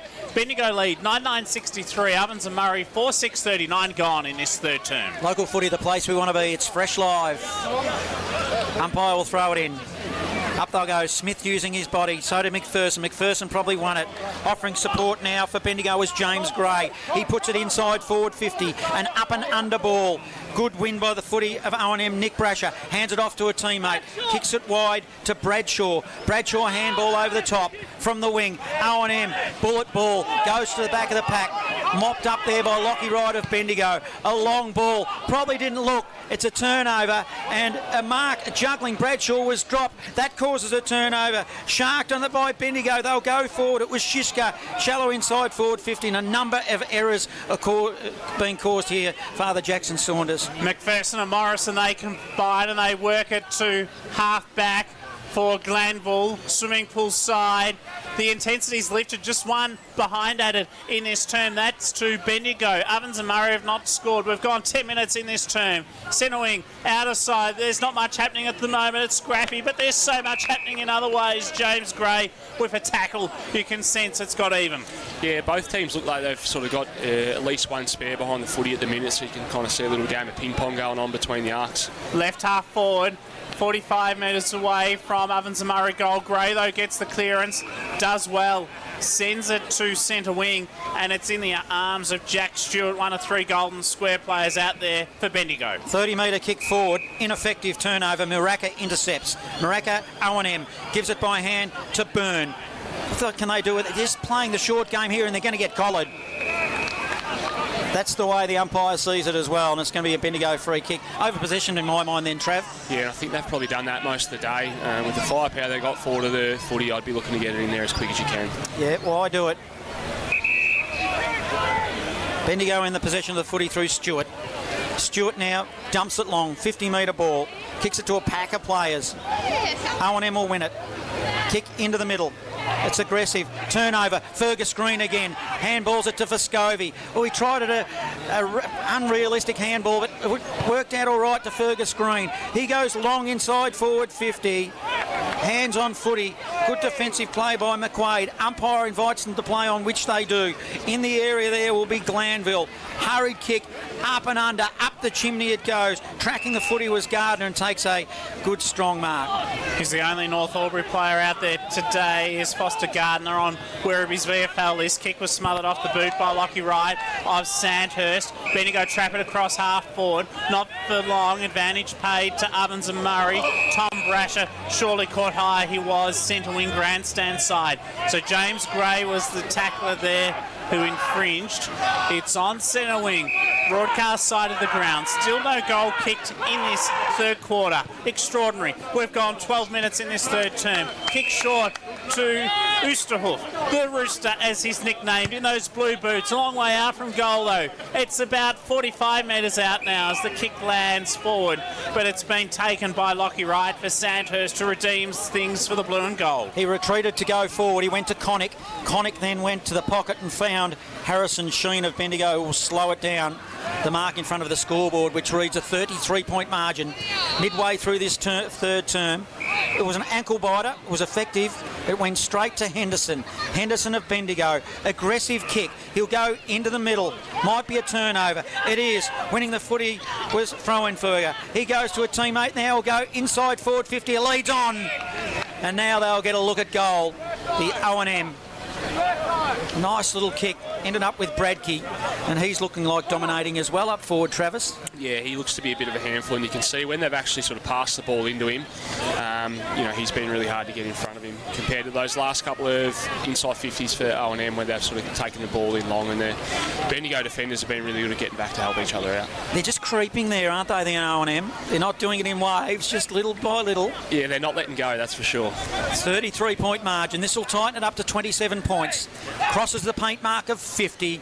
It's a kick that is effective, and he likes it. They all go to him. So it's 6-6 now, 42 to 9-6, 63. Score sponsor Parsons Towing in Castlemaine. Midway through this third term, local footy, the place we want to be. It's Fresh Live. He looks like he enjoys a goal too, the big fella. He sort of gave the big fist pump after it, so he might be trying to get the rest of his crew up and about here to sort of see if they can continue on with this little bit of momentum that they got with the game at the minute. They do indeed have momentum. In fact, they have kicked 4 of the last 5 goals in this contest, have Ovens and Murray. So the tide has turned. Stay tuned. This is an entertaining game of footy as Ovens and Murray peg closer. They're 27 points behind, but Bendigo have other ideas with the takeout. Good work from Thompson. He helps to get it inside 50. Caleb Connick up to the top. He goes to Harrison Sheehan. He has support. Oscar White, 45 metres out from Bendigo's goal. Dylan Johnston lurks. Great defensive tackle from Alex McCarthy for O&M. And we'll have a ball up 45 metres out from Bendigo's goal. In fact, a whistle picked out, free kick. And it's with Lockie Hood of Sandhurst, who was held onto illegally. So Lockie Hood will kick from about 45, maybe 50 metres out, and this would be one against the trend. Yeah, you can see Jack Fallon just looking for the little one out the side there to get him on the left foot. So now they probably need this one just to wrestle things back on their terms a little bit. They lead by 27 to gain some breathing space and make it 33 points the lead. Lockie Hood hooks it to get the extra distance and just a behind. 1964 Bendigo. O&M 5-6-36. Score sponsor Parsons Towings. Local footy, the place we want to be. It's Fresh Live. McCarthy will kick it in from the Barnard Street end for O&M. He looked to come broadcar side. Plays on from fullback. Now it's a long ball. Smith will be his target of O&M. He hit the pack hard. Ball spills. Johnson emerges for Bendigo. Does it, don't argue. He's got Harry Sheen running shotgun, but it was an awkward looking left. He never looked comfortable and put it out of bounds on the full. Deep into the Barnard Street, almost onto the road, and we'll have a kick in. Free kick. We will. Alex McCarthy will bring it back in. Often plays half forward. He's aligned with the Wangaratta Rovers. Goes across his defensive goal line, and Ovens and Murray will work it out to the outer side. Good mark here taken for Ovens and Murray. It's with Max Byrne of Albury. Chips it over the top. It might come back to Byrne now. It does. He goes down the line, was looking for Mapleson, instead found his opposite number 14, Johnston of Bendigo, inside 50 deep, attempting to pluck the one-hander was Morrison. McCarthy, though, got it back. Not for long, though. Another turnover. Ben Thompson by hand to Bailey Henderson. Hugs the boundary line with the kick. Fergus Green, he's got it. The nephew of Bendigo Hall of Fame legend, Brendan Hartney, who spoke to the boys at training on Thursday night. He said, it's time for you boys to make history. And Fergus Green so far has been doing that today. This would be a mammoth kick if he was to kick it, and I sense he's going to have a crack. No, unselfishly at the last minute, he looks to lower his eyes. He wanted the man at half forward there in Michael Hartley. Knocked away from him. Stoppage evolves. Ball up. Local footy, the place we want to be. It's Fresh Live, and this is John Hunter. Bendigo deep in attack here to the Barnard Street end. Umpire Carter will throw it in the air. Up they'll go in the ruck. Strosh doing the ruck work for Bendigo. Thompson is lurking. He gave it off to Fergus Green. Cleverly off the outside of the boot. I reckon he slotted it. What a fantastic goal, Fergus Green. He is just pure class. 10-10-70. They lead 5-6-36. Score sponsor Jason Westcott Builder. Local footy, the place we we want to be. It's Fresh Live. He's played a different role, Ferg, this year for most of the year, sort of seeing him on the wing where we're used to seeing him deep forward, but even just watching him today, he's just got such a tank and athleticism that 1 minute he's the spare man behind the footy and then the next minute he's at the other end of the ground kicking goals like that. So he is a handful wherever he is on the ground, but I think on the wing you see a lot more of him. It's their first goal in 30 minutes, exactly two. Been a long time between drinks for Bendigo. Harry Hewitt back in the centre, dispossessed with the hand pass, another stoppage, another ball up. 10-10-70, plays 5-6-36, 18 minutes gone, third term. Ball's thrown up. McPherson in the ruck contest against Will Christie. No clear winner. Ball sharked by Oscar White for Bendigo to half forward. Interception across half back. Ovens and Murray take it out. Finding it is Bailey Frauenfelder. He has support. He got it over the top to the man he got it from. That was nicely done by Charlie Morrison inside 50. O&M go. Not for long. Wright gets it back for Bendigo. Hand pass straight though to Patrick Lavis of O&M. He has support. Frauenfelder, kick miscued, slightly effective. Harry Hewitt, high, long, top of the goal square, mark taken. And it's that man, Tim Oosterhoff, who's kicked one. And a big opportunity beckons for his second. He's about 5 metres out. Right up against the left point post, opens the angle off a step and goes bang. Ovens and Murray goes 6-6-42 with that goal. Bendigo 10-10-70. Score sponsor Jason Westcott, builder. Here's the voice of the Eagle Hawk co-coach, Travis Matheson. Local footy, the place you want to be. It's Fresh Live. And they've done well, Bendigo, throughout the day and sort of setting up behind the ball. You can see that passage of play there. It was still really rushed and they had just so much pressure on the ball from Bendigo. But did well in the end to get it to the big fella in the square. And obviously as we sort of head towards time on, there's a big sort of 5 or 10 minutes left in this quarter for the O&M team to see if they can pinch a couple more. Back in the middle for the restart, McPherson, originating from Kangaroo Flat, jumped high, jumped early, but he was beaten by Christie of O&M. Ground level, Haddo has been relatively quiet. They're going to win it through the middle here, the O&M. It's a low ball inside forward 50 to the Rooster. Couldn't find him. Vescovi probably went the man, not the ball. They need to be careful here. The Bendigo side, handball received by Muraka, who went wide of the post for a minor score. 70 playing 43, 20 minutes gone, third term. Local footy, the place we want to be. It's Fresh Live. Muraka is a contested football specialist with Myrtleford, averages 15 to 20 touches usually. A hard in and under player, couldn't deliver though that time. Jack Fallon, meantime, for Bendigo, brings the ball back in a play for Jaden Burke in the back pocket. Representing the Dogs today, along with Tom Strosh and also Jaden Burke. So the kick from the back pocket comes down the line up towards our broadcast position. McPherson, Hood gets it, snaps around his body, turnover, chance for Ovens and Murray, another turnover. It's sloppy. Bendigo player had their head over the football. I thought it could have been free kick for a high tackle on Ben Thompson, but the field umpire had other ideas. Seem to be slipping under pressure here. Over the top, here they'll come again, McPherson. Good, strong tackling. James Gray of Gisborne, halfway between the wing and right half forward. They're in attack, O&M. Up in the ruck, Smith doing the ruck work. And between the legs, it was cute. Goes to Frauenfelder. He gives it off to a teammate. They're running now. He received it back. A long ball off half forward to the top of the square. The Rooster is lurking. Burke, he wins it for Bendigo. Handball to White. They'll move it through Vescovi. So Vescovi on the left. He'll kick it to a labouring Brendan up. Michael Hartley. I was going to say Brendan Hartley there. Father Jackson, you got him in my mind. O&M, they'll win it. Slipped over again. Ground level. Gaynor did well. Handball over the top, ineffective.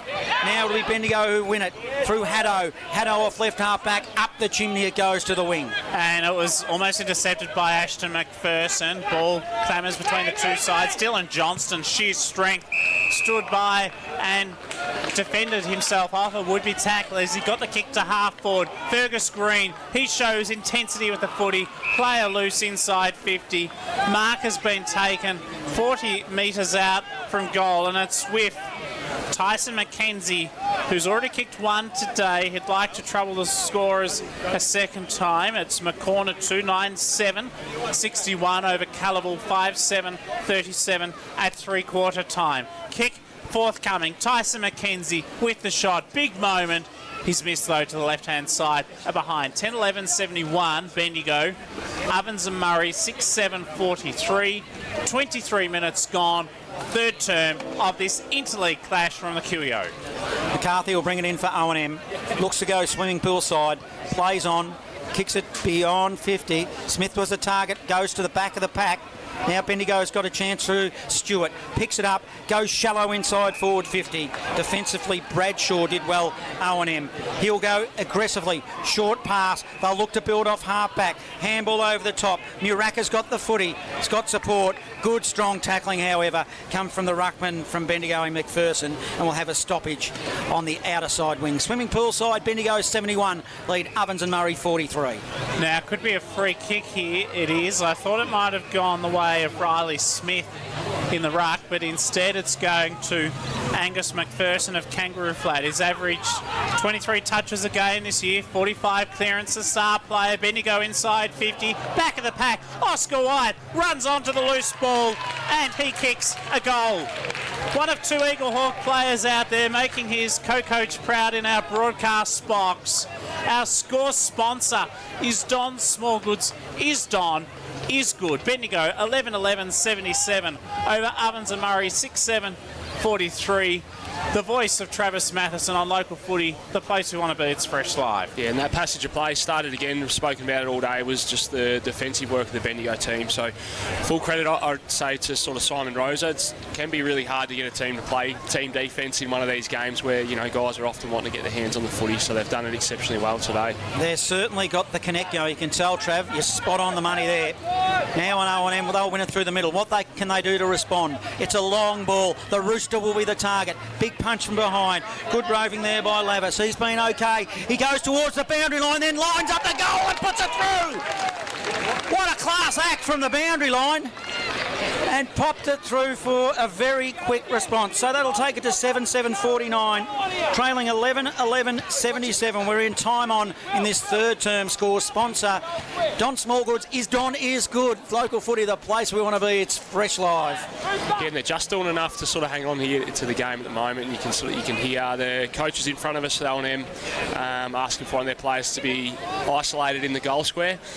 So I just wonder whether they're going to try and get this ball in a bit quicker here for the last few minutes of this quarter. 3-2 in this third term from Ovens and Murray. 28 points in a rear of the home league. Out of the centre. Smith helps to get the takeout. High kick inside 50. Floated in the air a long time. Good defensive work from Caleb Connick. He has support from Jack Fallon. Surely a downfield free kick at will. James Gray to take it.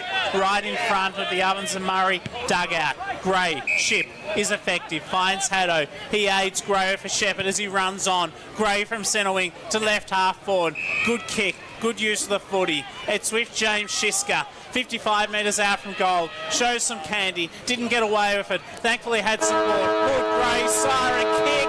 Will it be counted? Oh. Didn't matter because it bounced back away from goal. Three-quarter time, and it is Bendigo. 11-11-77 over Ovens and Murray. 7-7-49. A 28-point lead to Bendigo. They are looking for a massive interleague victory. The first time they have played Ovens and Murray since 1997. So much at stake, but in the context of this game, Ovens and Murray are coming to. They've kicked 6 of the last 10 goals. Last quarter is coming up. Local footy, the place we want to be. It's Fresh Live.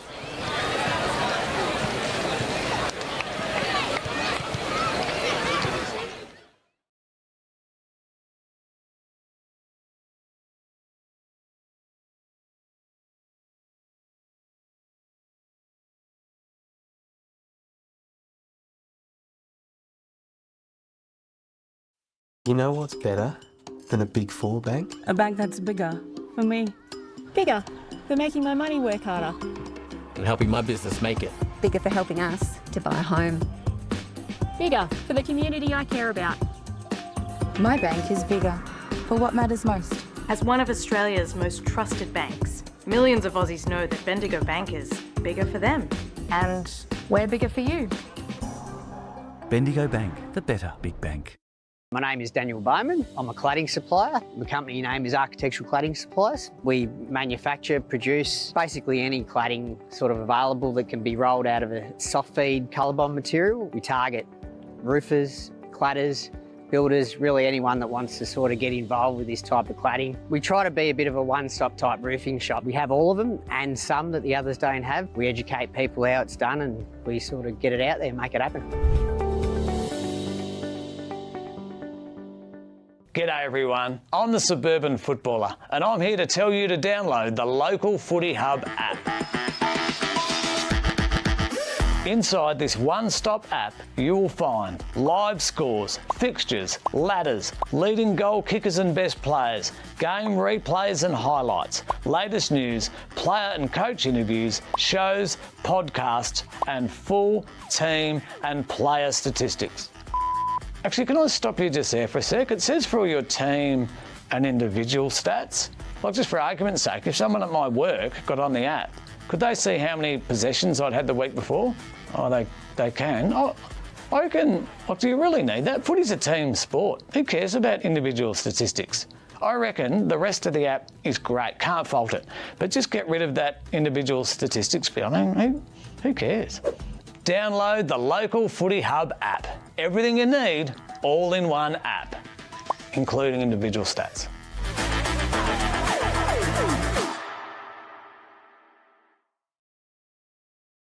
Are you looking to promote your business? This could be a great way to reach the local footy community.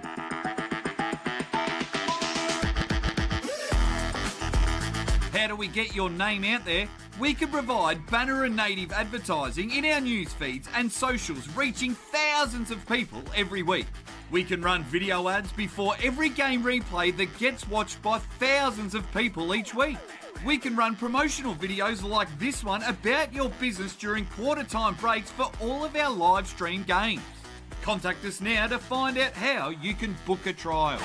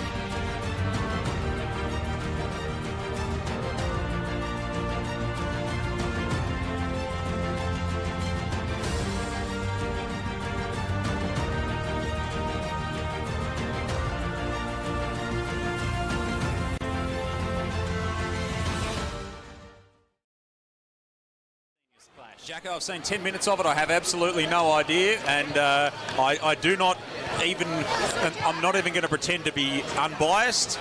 Bendigo will win. There we go. Joel Peterson doing MC duties as well. this afternoon. Travis Matheson, your thoughts up until three-quarter time, better players for Bendigo and what needs to happen in the last term? Look, Bendigo have been good across the whole day. I thought a couple that stood up in that last quarter were Fer Green, playing that wing. He was sort of in the play down back, and then he was finishing up the other end of the ground. Another one that sort of flies under the radar a little bit is Jack Stewart. He played that high half-forward role. He was in it at the stoppage.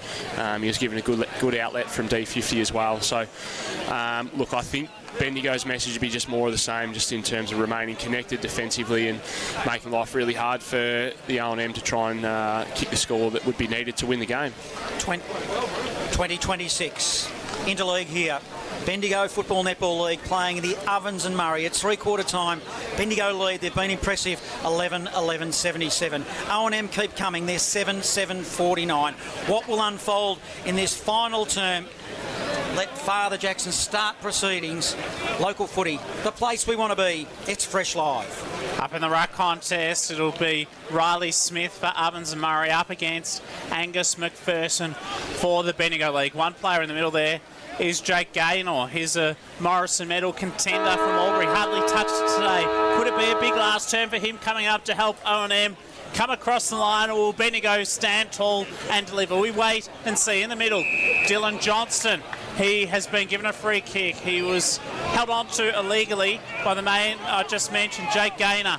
So Johnston in the centre for Bendigo gets the clearance. High kick. O&M have got numbers back in defence. Great spoil from Charlie Morrison. Ball ricochets to Riley Smith. He clears the ruckman. Kick ineffective though, and Bendigo get it back. Right from Sandhurst to half forward on the first bounce, retrieved by Tyson McKenzie to Ben Thompson, deep inside 50. Hartley wants it, but great defensive mark by Charlie Morrison for O&M. He'll go short, finds a teammate. They're looking to build it here out of the back pocket here, O&M. It'll be a long kick out of the defensive zone. Swimming pool side. Fergus Green is lurking in the area. So is Bailey Henderson. He started off well in the opening term. He's been quiet. Now he's getting his hands on the footy. He goes inside forward 50. They'll set themselves. Hartley was at the back of the pack. He was lurking. Now there goes to Haddo. Haddo did well, but turnover. Now it'll be O&M off half back. Running his distance is Morrison. Turnover. White wins it on the left into the pocket. He's got Hartley unattended. That turnover caused an error up in that forward zone, and he got left unattended, Travis. Yeah, absolutely. And they probably looked like they were out there. It was a great sort of tackle there from Fer Green. He just grabbed a hold of the jumper and forced that turnover, and then Harts was out the back for the one that should turn into an easy goal. Tight angle. He'll go around the body on his left foot, which is wrong foot, and he kicks a goal for Bendigo. Good start. 12-11, 83. O&M 7-7. How's me maths? 49. I should be able to work that out. Score sponsor, Jason Westcott Builder. Local footy, the place we want to be. It's Fresh Live. He's been handy today, Michael Hartley, a goal in the first, second and fourth quarters. Yeah, he's been a fair presence up there. I thought he kicked the game off really well and got things going for the Bendigo boys. O&M would be disappointed. They would have really wanted to get the first one on the board this quarter. 2 minutes gone in this last term. If they get another goal, Bendigo, I dare say it's game over. But Ovens and Murray, they're not going to give up yet. In the middle, Riley Smith taps it down. Jake Gaynor front and centre. He was caught high in the tackle, and so he'll take the free kick at the centre circle by hand to Ashton McPherson. Inside 50 with the kick. Back of the pack. Who can get there first? Good defensive work from Zach Vescovi. It's no surprise the Gisborne legend paddles it to the boundary line and creates a stoppage. We'll have a ball in across half back for Bendigo. It's in front of the swimming pool change rooms from which Bendigo warmed up today. O&M kicking to the Barnard Street end, which has been the scoring end. Smith now just won the tap, falls to the feet. Bendigo win it through Haddo, gives it to McPherson, the big ruckman. Handball on, they're probably overpossessed and might lose it. No, they're good enough now. A long kick to half forward. They set themselves. Morrison did well for O&M. Wins it. Now he's spread it wide. Swimming pool side. He's got a target. Hits it up. Did well. Hewitt had a good game this afternoon. Chain of handballs will end up with a long kick inside forward 50. Oh, good lead. Just didn't quite stick. Picking it up now for O&M was Lavis. Goes around the body and has kicked a goal. Came from nowhere out of that pocket. So O&M, they'll go to 8-8-55. Bendigo 11-11-77 score. Sponsor, Jason Westcott Builder. Local footy, the place we want to be. It's Fresh Live.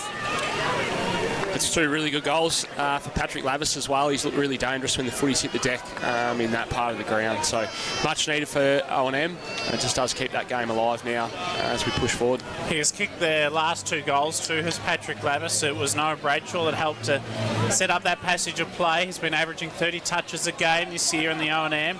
Has Southport and GWS experience. He is a handy player. Smith helped to get it out of the centre, but straight to Fergus Green, who gets it back for Bendigo on the wing. The Ron Best medalist, but he's been playing on the wing this year for Sandhurst. Goes to half forward. Wanted Tom Strosh, couldn't get him. Ball was fist away from him and out of bounds. Will have a boundary thrown in front of the swimming pool wing. Will have a toss back in. Bendigo 12-11-83. Lead Ovens Murray 8-7-55. The lights are on here at the QEO. It was getting gloomy. McPherson, well, it come off his chest, then falls to the front of the pack. Stoppage. Midiamo trail Bridgewater 11 goals 9. Midiamo 6-6. Harcourt 12-5. Trentham 10-4. 20-minute mark of the third in what many suspect will be a grand final preview. Now it is O&M. Smith received a handball. Short pass forward. Well, it was just paid. A mark's been taken on the outer side wing. Didn't get a lot of it. Aggressive kick, short pass to Hewitt. Hewitt's been good for O&M. Now the ball goes inside forward 50. Hits up a lead. Tom Brasher. Brasher. Oh, kickers. I don't know what happened there. It was smothered off the boot, was it? Yeah, Bailey Henderson was there in prime position. Handy player, was part of the Strathfield Sea Storm Premiership in 2019. Now at Castlemaine at Camp Reserve. Smith and McPherson. McPherson, Kangaroo Flat Origin. He's been serviceable today. Smith is too strong with the body. Taps it straight down a teammate's throat in Mapleston. He'll go shallow inside, forward 50, and a mark's been taken at the top of the square. And it's the man who's threatened to bust it open, well, one of them anyway, Bradkey, directly in front. And if there's any chance, he's going to have to slot this. Big moment for him, and he has to kick the goal. Yeah, and he's kicked really well. It's, again, O&M, when they do get some speed on the footy and break the game open with those little handballs, they do look really threatening. It's just when they aren't able to do that and they sort of force the footy over by a foot. So if you can kick this one and they can continue that momentum, we might have a game on our hands. Plenty of time left. We've just ticked over 6.5 minutes in the final term. Bradkey for O&M. He does what he has to do and keeps them in the game. 9-7-61 to 12-11-83. Score sponsor Parsons Towing. Local footy, the place we want to be. It's Fresh Live. Yeah, and he has looked dangerous every time the ball has sort of gone in that area when they can get it in there with any sort of intent. So, yeah, he'll be certainly one that over these next 15 to 20 minutes he'll be looking to get the ball in there as much as possible. That's his third goal for the afternoon. Caelan Bradkey from Corora Rutherglen. He's the leading goal scorer for Ovens Murray today with 3 majors.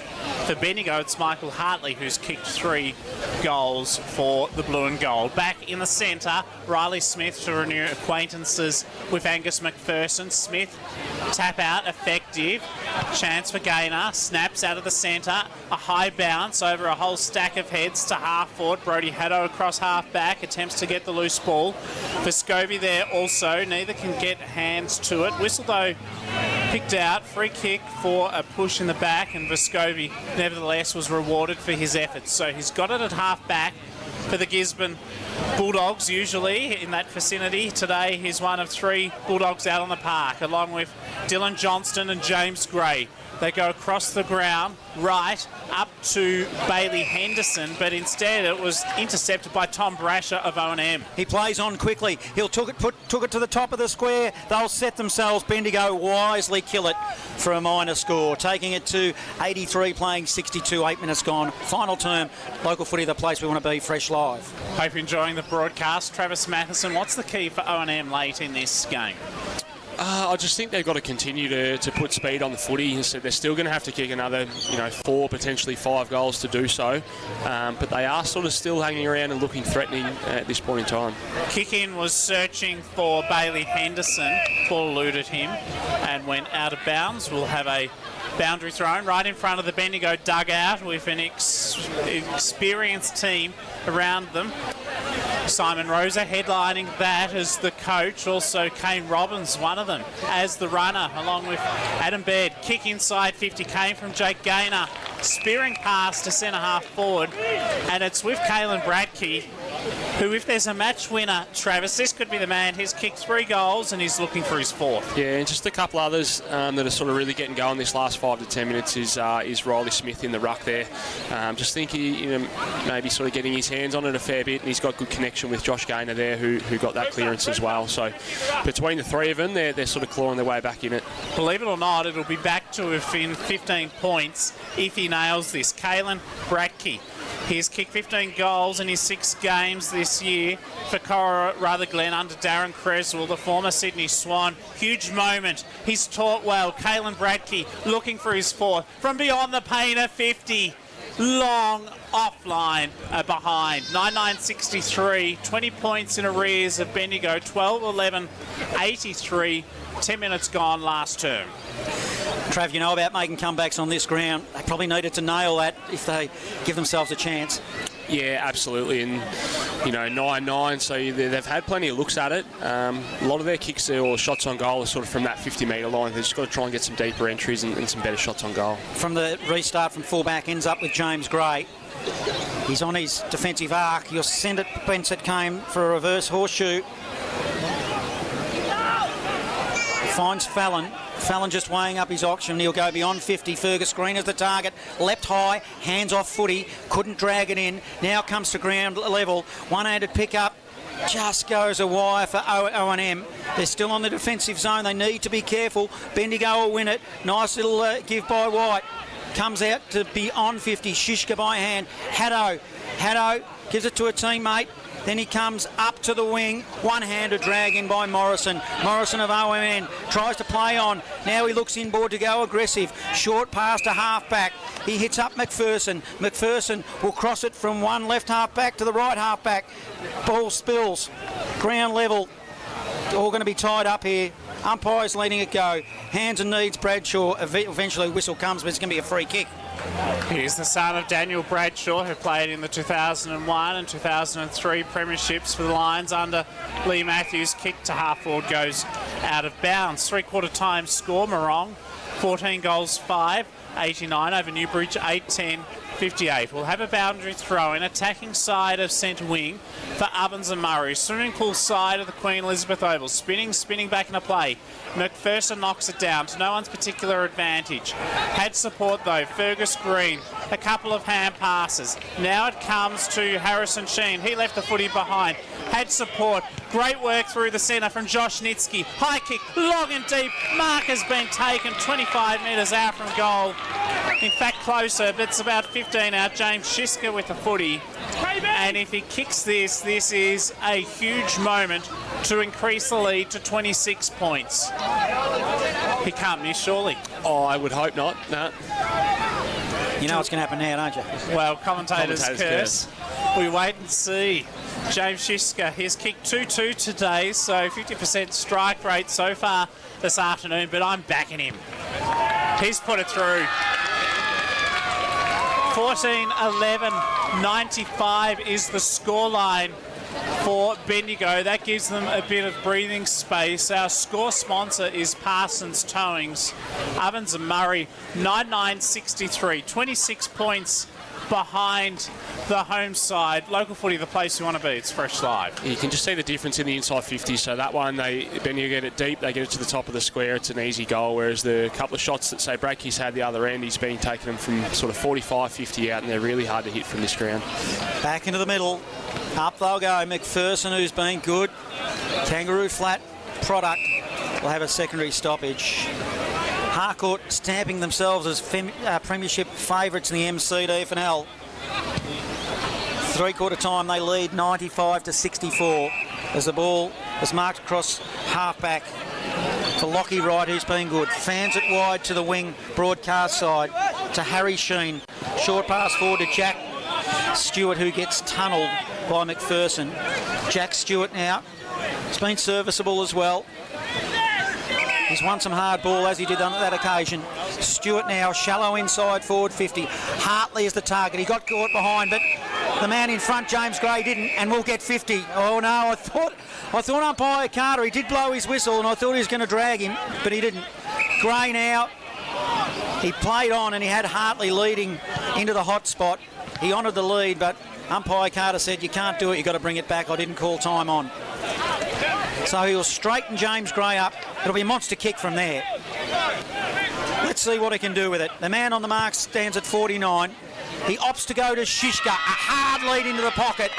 And he honours the lead. And good, strong contested mark, Travis Matheson. Yeah, he's Shishka when he's at his best. That's his bread and butter. So we've certainly been on the wrong end of that one a few times. And he gets himself a shot from deep in the pocket. What will be a tough shot. He could touch the fence. Almost pay admission to get back in. James Shishka. That'll be a glorious kick from there. I'll get a good look at it. The crowd are behind him. Let's see what James Shishka does. He's going the drop punt and he kicks it out of bounds on the full. You build it up to something and you get nothing. Disappointing, Johnny. We'll go to Stephen Navord on the boundary shortly to get a reaction of the crowd, what the crowd's like at the moment. Max Byrne, the GWS listed player, averages 20 to 30 touches a game. To Noah Bradshaw at full-back kick, horrendous. Well, if there was a definition of audacity, that was it, because he turned it over straight to James Gray of Gisborne, and he's got it 30 metres out from goal, directly in front. Why did he take such a dangerous attempt? I just feel like that's sort of been summed up their day a little bit. They've coughed around with the ball a lot in that part of the ground, and Bendigo set up really well, so you'll get a good shot on goal from here. Gray directly in front, increases the lead to 26 points. 14-11-95, plays 9-9-63. Local footy, the place we want to be. It's Fresh Live. Our score sponsor, Bendigo City Framers, and down on the boundary for an insight on how the crowd is responding, Stephen Navort. Yeah, the crowd's been quite nervous probably the last 10 minutes with the way O&M have been playing and trying to mount their comeback, but I think that goal has just taken all the pressure out of this game and the crowd looks quite happy about it. The Bendigo diehards can rest easy, I feel. It's a long way back. Bendigo have, correct me if I'm wrong, Jacko, they've led all game. They have. They'd have to do something extremely wrong to lose this. Looks like they'll win it out of the middle here. They do. A long ball forward. Inside forward 50. The kick came from McPherson. But turnover. McCarthy did well to a teammate. Oh, another turnover. Dylan Johnson fell over at the wrong time. Now it's a flurry of activity. 50 metres out from goal. Receiving a handball there was Flowenfelder. Goes long to half forward. He was looking for the Rooster. Couldn't find him. Smith is in the area. Now we're on the wing. Still contesting O&M hard. On the end of another handball was Flowenfelder again. And a whistle on play. Yes, it's going to be a free kick, and it's going to have to come back for Ovens Murray to Josh Maraka from Myrtleford. So he goes by hand to Noah Bradshaw. Kick inside 50, not flash. Straight to Ben Thompson, the vice-captain. The old-fashioned torpedo. Don't you enjoy seeing that? Kick, though, ineffective. Max Byrne from Albury gets it back for O&M. Finds Riley Smith from Myrtleford, a Morris Medal contender. He's been terrific this year for the Saints. He's played 6 games, been in their 6, the best 6 each time. Kick inside 50 from Smith. Hung a long time in the air. And Caelan Bradkey, he's been good today. Travis Matheson, he's lining up for his 4th goal. Yeah, I think he's probably been the most dangerous forward on the ground at both ends. You even see that one there. He's surrounded by 3 or 4 Bendigo players. He's been able to pull down a contested mark. Caelan Bradkey, 3-1 today. He's played all 6 games for Cora Rutherglen this year.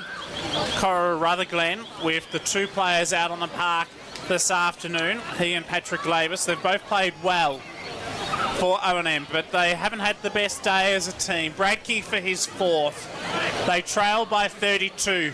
Off the right boot to make it 26. He's nailed it. 10-9-69. Bendigo 14-11-95. Our score sponsor is Don Smallgoods. Is Don is good. Local footy, the place we want to be. It's Fresh Live, and this is the Eagle Hawk co-coach, Travis Matheson. He's been very impressive, obviously, both in the air but also with his finish. So, certainly been a shining light up in the forward 50 for the O&M. Back in the middle. Is there a flicker of hope?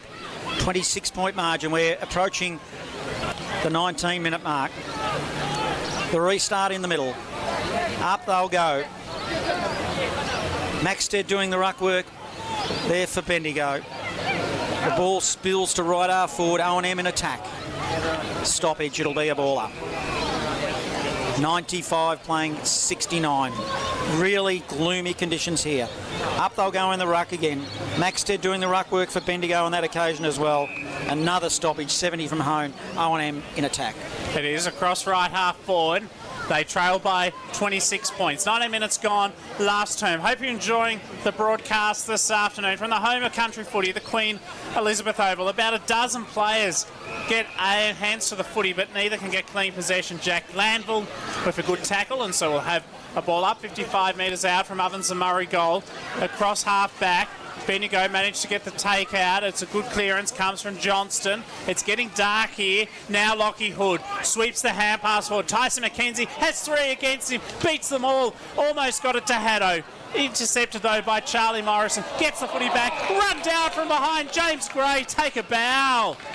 And he gets the free kick for holding the ball. So James Gray, he has been brilliant today. He could line up for his fourth goal. He, Shiska and Hartley each have three majors for the blue and gold today. So they have been formidable up forward. But James Gray has done a bit of everything this afternoon. Across the field, he has stood up tall, the young man, of short stature, but he's missed to the left-hand side this time, and a behind. 14-12-96 Bendigo.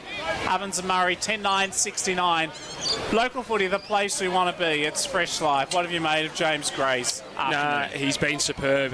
He's obviously a talent, and the guys down at Gisborne obviously be really proud of some of the young talent they've got coming up through the ranks have done very well. So the restart, the kick in from fullback, goes to the centre for O&M. Good hands, McPherson. Did well. Bendigo just try to win it through Gray again. Also Hartley, who's come into the middle. O&M with the numbers. Handball received there by Franfelder. He did well, and a mark's been taken on left half forward. It's O&M. Glanville thought he's been okay as well. Left foot inside forward 50.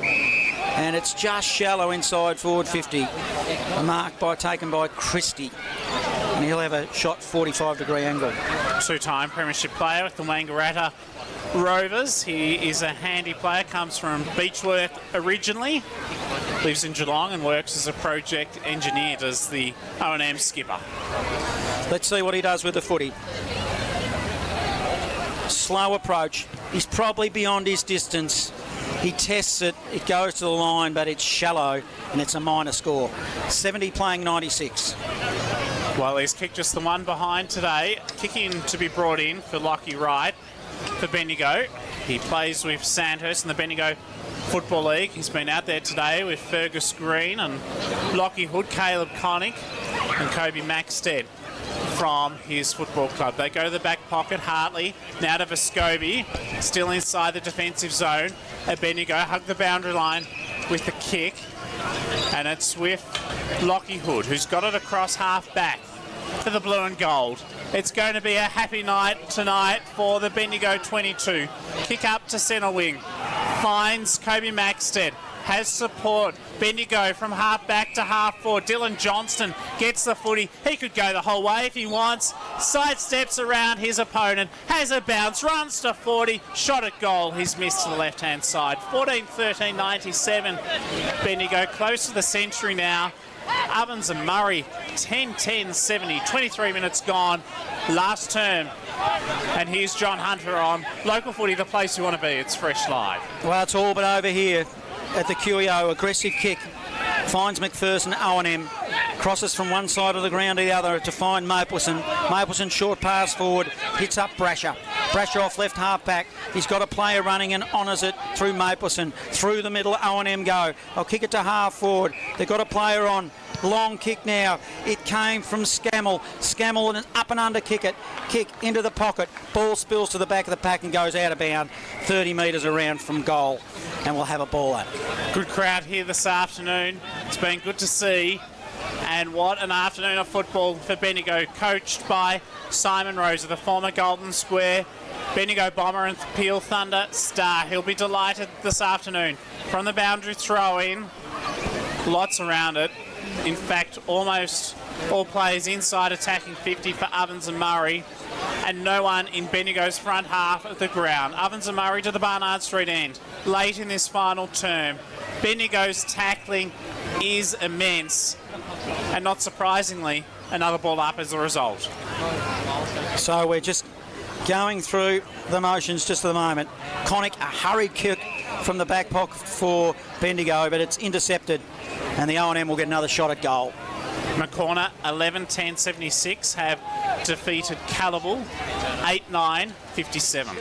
27-point margin here. Bendigo have been impressive all afternoon. They raced down to the blocks, and they haven't been able to be mowed down by a competitive O&M in the end. It's just not going to be enough. It's a long, high ball, and it's wide, a minor score, just to tighten it up to 26 points, and we're well into time on in this final term. Live, local footy, the place we want to be, it's fresh live. Max Byrne with that missed opportunity. Lockie Wright brings it back in. For Bendigo, goes very short to Michael Hartley. Played 49 AFL games in his career across two clubs, Essendon and Hawthorn. With that foot pass, finds Caleb Connick for Sandhurst. That kick didn't come off the boot nicely, but fortuitously was about a centimetre shy of the boundary line, and Fergus Green got a hand to it, so it went out of bounds, and they were lucky because he also got a free kick. It was against Will Christie, the O&M skipper. So Haddo now receives the kick from Fergus Green. Two fine leaders there. Back conceding territory to Jaden Burke of the Golden Square Football Club. To the back pocket, Jack Fallon hugs the boundary line for his kick and did well because he managed to spot up Tom Strosh, who's got it across the back line, short with that foot pass to Brodie Haddo. He's been best in all 6 games for South Bendigo this year, who are on top of the ladder in the Bendigo League. Haddo clears to half-back, swimming pool side, out of bounds, and we'll need another boundary throwing. Local footy, the place we want to be. 26 minutes gone last term, and that is the lead that Bendigo has to 26. Well, an impressive Bendigo outfit this afternoon, and I must say I'm pleasantly surprised. I'm almost embarrassed to say that I almost thought they might have got beaten by a 10-goal margin, but that's nowhere near the case. Did you change your tip in the end? Oh, well, about 5 minutes in, I reckon, Trav. But seriously, the connect that they've had amongst their team, they look like they're an experienced team that have played together for a long, long time. Let's see what they can do with the footy. Their O&M, though, they've got it inside forward 50 again. But it's junk time, let's be honest. It's been over for a long time. 97 playing 71. Ball up in the pocket, picked up by O&M by Gaynor, who goes goalward and gets a late goal. Good roving goal. Takes it to 12-11-83 to 14-13-97. Score sponsor Bendigo City Framers. Local footy, the place we want to be. It's fresh live. If you take the first quarter out of it, Travis, O&M have actually outscored Bendigo in the second, third and fourth quarters. Yeah, and I think they have shown that when it clicks for them, they have played some really good footy. And you would expect that of a side coming from that league over here to play in an Interleague game. But I think, again, it just goes back full credit back to Bendigo and how they've been able to set up and play defensively. O&M just haven't been able to get a run on and sort of play that fluent footy that they would have liked to. It was a great goal by Jake Gaynor. Plays for Albury in their 150th year this year from the centre. Josh Maraka gets the take out. Doesn't advance the footy far though because it's been intercepted by Jack Fallon from South Bendigo. He kicks for the blue and gold to half forward, turnover. They get it back here through McPherson to the Ovens and Murray football side. To Riley Smith, the Middleford Saint on centre wing. Sweeps the hand pass forward. Had support from Archer Scammell. It's across half forward, 2 kicks out from goal. Kick will come from Byrne, deep inside 50, but intercepted by Michael Hartley, who's got back on the defensive line to lend a hand. He goes to Harrison Sheen. I really like him in his Interleague debut. He's been good today. Chips over the top to Bailey Henderson at half-back, and he just hits the pause button. 28 minutes gone last term, but I am fascinated, Johnny. 7 goals to 1 in the first term Bendigo kicked, but since then there has been 10 goals to 7 in favour of Ovens Murray since quarter time. Yeah, it just matters who's in front at the 29-minute mark. We mustn't be long to go in this final term. Bendigo have been impressive all afternoon. We've got a stoppage in the shadows of the old South Bendigo social rooms. I get emotional every time it goes over there. They should never have ripped it down. Up they go in the ruck. Jaden Burke, who's done pretty well, or in fact it was McPherson who has done pretty well. Both of those players have. We'll have another ball up. Cross half forward.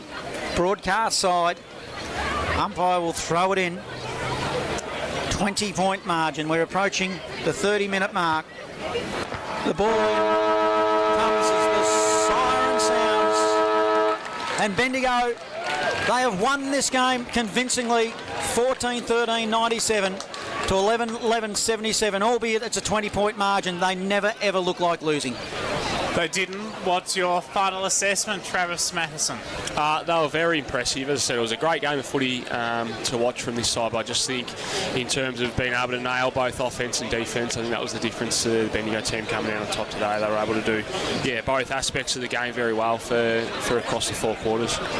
Who were the better players for Bendigo in your eyes this afternoon? I think it's hard to go past James Gray. I think what he finished with 3 or 4 goals for the game, playing as a midfielder for a fair chunk of it as well. His partner in crime and Gisborne teammate Dylan Johnson, I thought was very impressive. I thought particularly early in the game when the whips were cracking, I thought his start to the game was very impressive. I thought Michael Hartley early on, again, got the game sort of going, and I thought probably a really honourable one was Angus McPherson.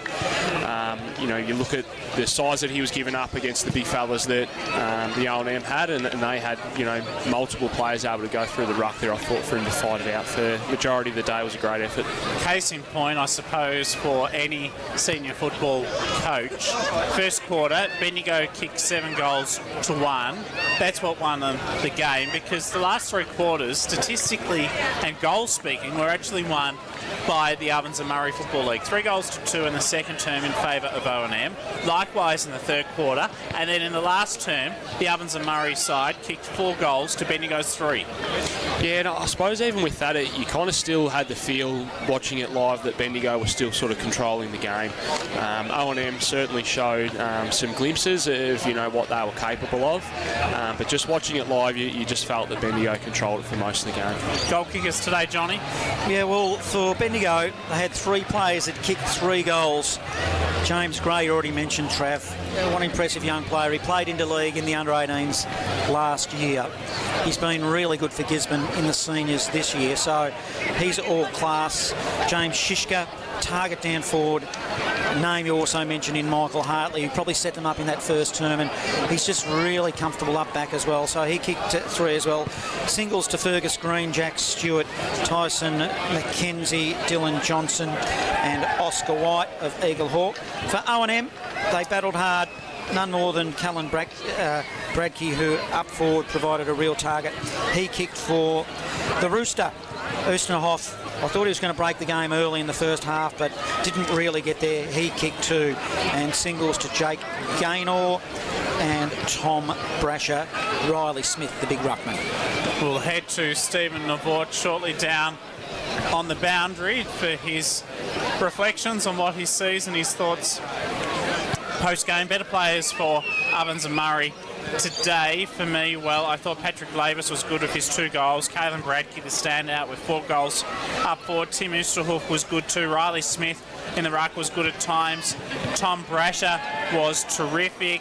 He kicked a goal and had lots of hard ball gets, and down back Charlie Morrison was solid also. We'll head to the boundary now, and Stephen, Mavort, what are you making of what you see, the crowd, the reaction from players and supporters and coaching staff of the Blue and Gold? Yeah, well, the players of the Blue and Gold for Bendigo are absolutely up and about. The way they've played today and presented themselves, you'd think that they're just an any old football team that plays week in, week out. O&M don't really have that same sort of connection that they've had.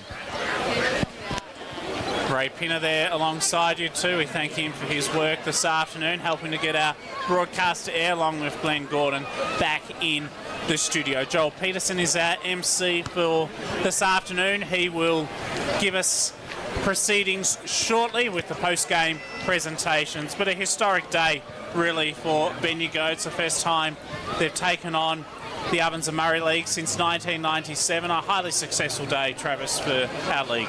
Yeah, and I think what it does do as well, without sort of getting too far ahead, but a 2-year agreement between the leagues, so Bendigo will take the return trip over there next year, and obviously it probably sets us up. I'd imagine a lot of the boys that played in the game today, they'll be keen to put their hand up again next year, and I'd imagine the Ovens and Murray boys as a comp, they'll be keen to make sure that they bounce back next year. So I think the win today in these games, it can be hard to get blokes to want to travel and give up a weekend, but I think the win for Bendigo today will certainly make a game for next year again. And there's a bright future for the Bendigo Football League too. Even today in the under-18s, 12 of its players have already made their senior football debuts. Skipper South Bendigo captain Anthony Gray was among them today. He's kicked 22 goals in 6 games and is the leading competition goal kicker in the under-18. So Jason Stevens, who's a former senior coach at Kangaroo Flat, he was the coach of the under-18s Interleague side today. Travis is 5th year as Interleague coach, and that's something which is really exciting for the league too. Even today, James Gray, one of the best players for Bendigo, he kicked 3 goals and last year was the captain of the under-19 Interleague side. It's really impressive too when you mention that, you know, such a large number of those boys have played senior footy already. In particular, given that across the last 12 months, I would have said that the senior competition has picked up quite a bit as well. So for us to have a number of kids that are already playing senior footy at that level, I think is really impressive for the league. I've got no doubt, Trav, that the standard of football in the Bendigo Footy League it's better than it has been in previous years. And you just have to look, I know it's about the players who played today, but there's players that are playing in our competition that could walk into this side if they had to. And just comes to mind like Benaki from Gisborne. You've got Dylan Lamp playing at Castlemaine. Eagle Hawk have got, I know you've had injuries all year, but Jack O'Shannessy and all those type of players. So, and even Antonowicz, who I know is out for the year for South Bendigo, Brock Harvey as well. So you start to think about any side in the competition, and we've still got a really high class of player. They're not even showing their wares out here at Interleague level. Yeah, and I think I read some comments from Simon during the week too. Like, he still had plenty of hard conversations with guys who were in that squad or had put their hand up to play that he wasn't able to get through today. So we'll head down to Joel Peterson, MC. Football Interleague clash for 2026 here at the Queen Elizabeth Oval between the Bendigo Football Netball League and the Ovens and Murray Football Netball League. A big thank you for sticking it out in an overcast Bendigo day. It's been a great crowd here. Terrific to see so much support for our netballers and footballers throughout the course of the day. Thanks very much to the umpires as well from the Bendigo Umpires Association, and of course the Border Umpires Group too, for making sure these games were officiated terrifically throughout the course of the day.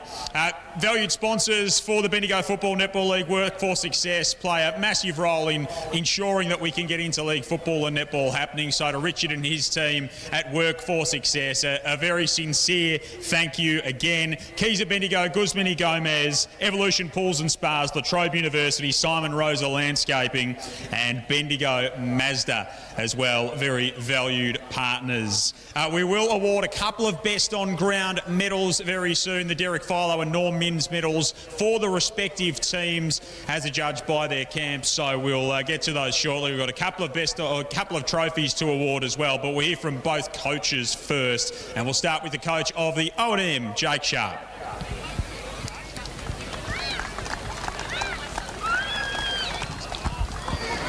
Thank you. Yeah, thanks for everyone for coming out. Great contest. Simon, Ferg, your team is too good, mate. Great start, got the jump on us, and we were never quite able to bridge the gap. But I think it just shows Interleague footy's alive, and thank you all for your commitment. My boys, thank you for your commitment. I'd like to thank Sinkers, Kane and Michael for putting it on, supporting us here over the night, and yeah, let's see this fixture next year. Big thanks to Jake. Thanks to the O&M. A wonderful performance today. We look forward to seeing you next year up your way. The winning coach of the Bendigo Football Netball League. He's a legend in our competition. And let's welcome up Simon Rosa.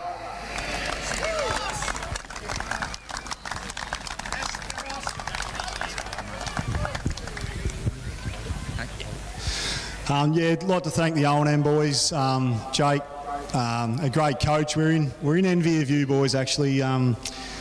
We watch you every year going up against GV and a lot of other big leagues, and it's been 29 years since we've been able to have this opportunity. I'd like to thank the two boards that made this happen, this 2-year deal. We're very fortunate. I think Bendigo Footy League, I think we've got a little bit of respect back today, which is huge for us, and that's what we wanted. My boys, you were super from the start.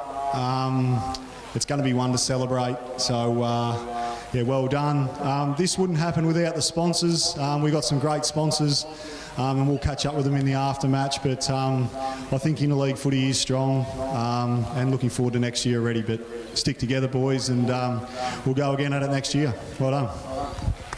Just hang around just for a second. Thanks very much to Simon.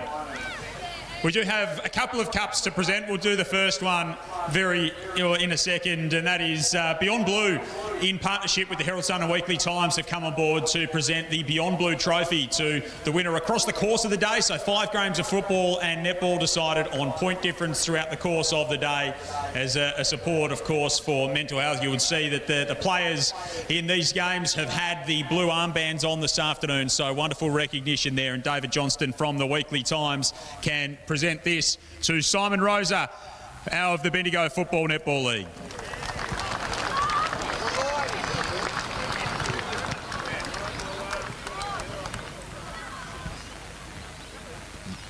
Oh, sorry.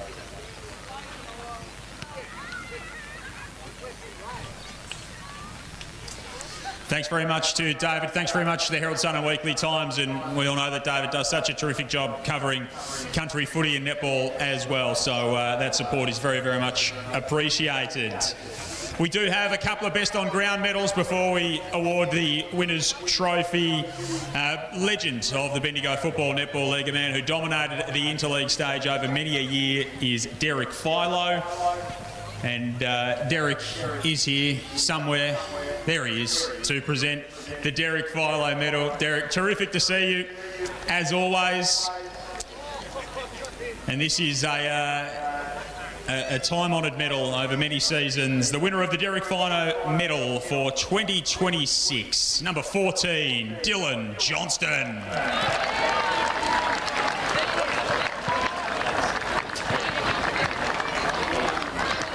So Dylan Johnston being presented with the medal now.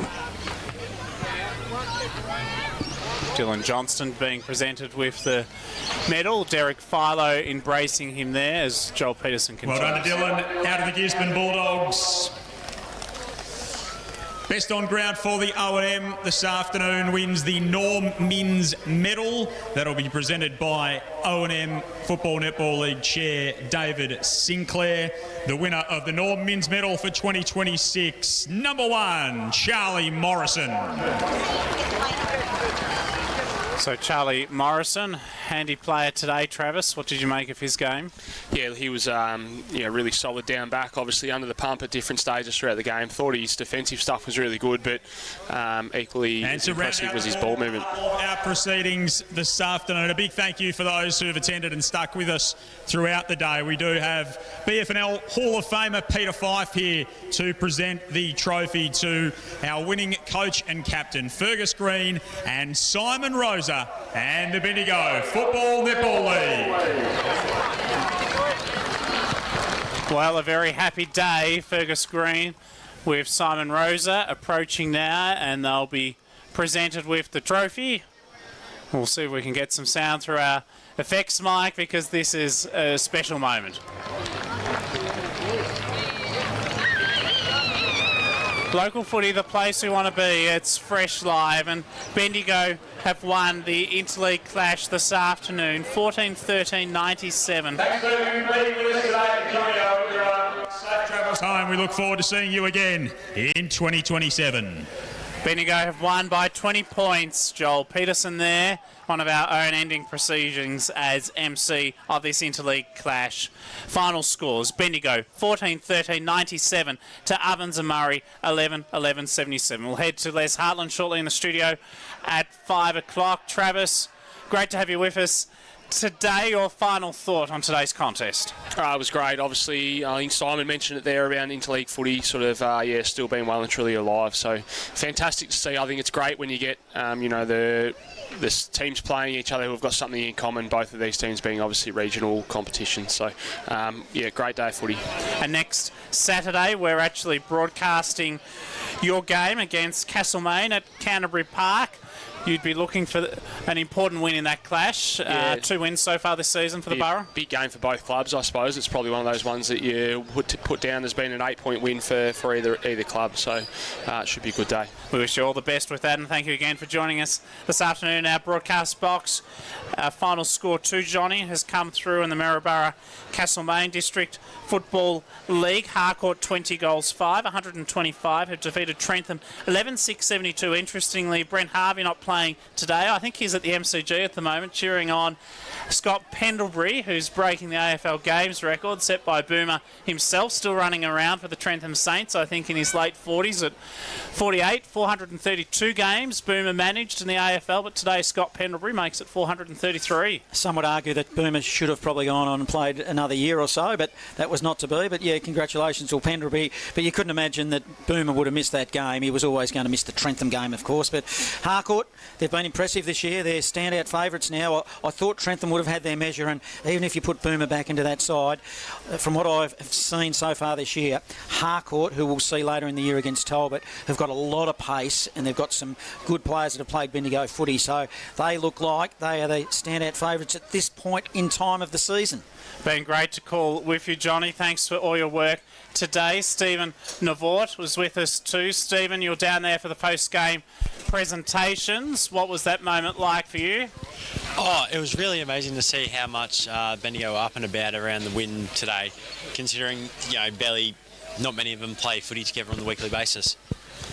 Thanks, Stephen, for your work this afternoon as part of our broadcast team as well. We thank Cameron Power also for his help with the seniors, and Joel Peterson for his cameos, Ray Pinner here at the ground for all his technical work, and Glenn Gordon back in the studio.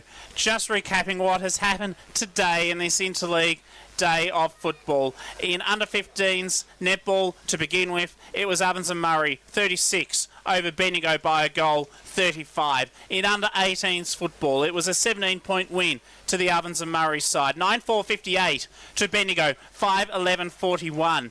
In 17 and unders netball, another thrilling 1 goal win to the O&M over Bendigo, 47-46. In A-grade netball, Bendigo won 83-49. Ruby Barkmeyer was best on court. And in the seniors football this afternoon, it was Bendigo winning 14-13-97 to the Ovens Murray 11-11-77. Next weekend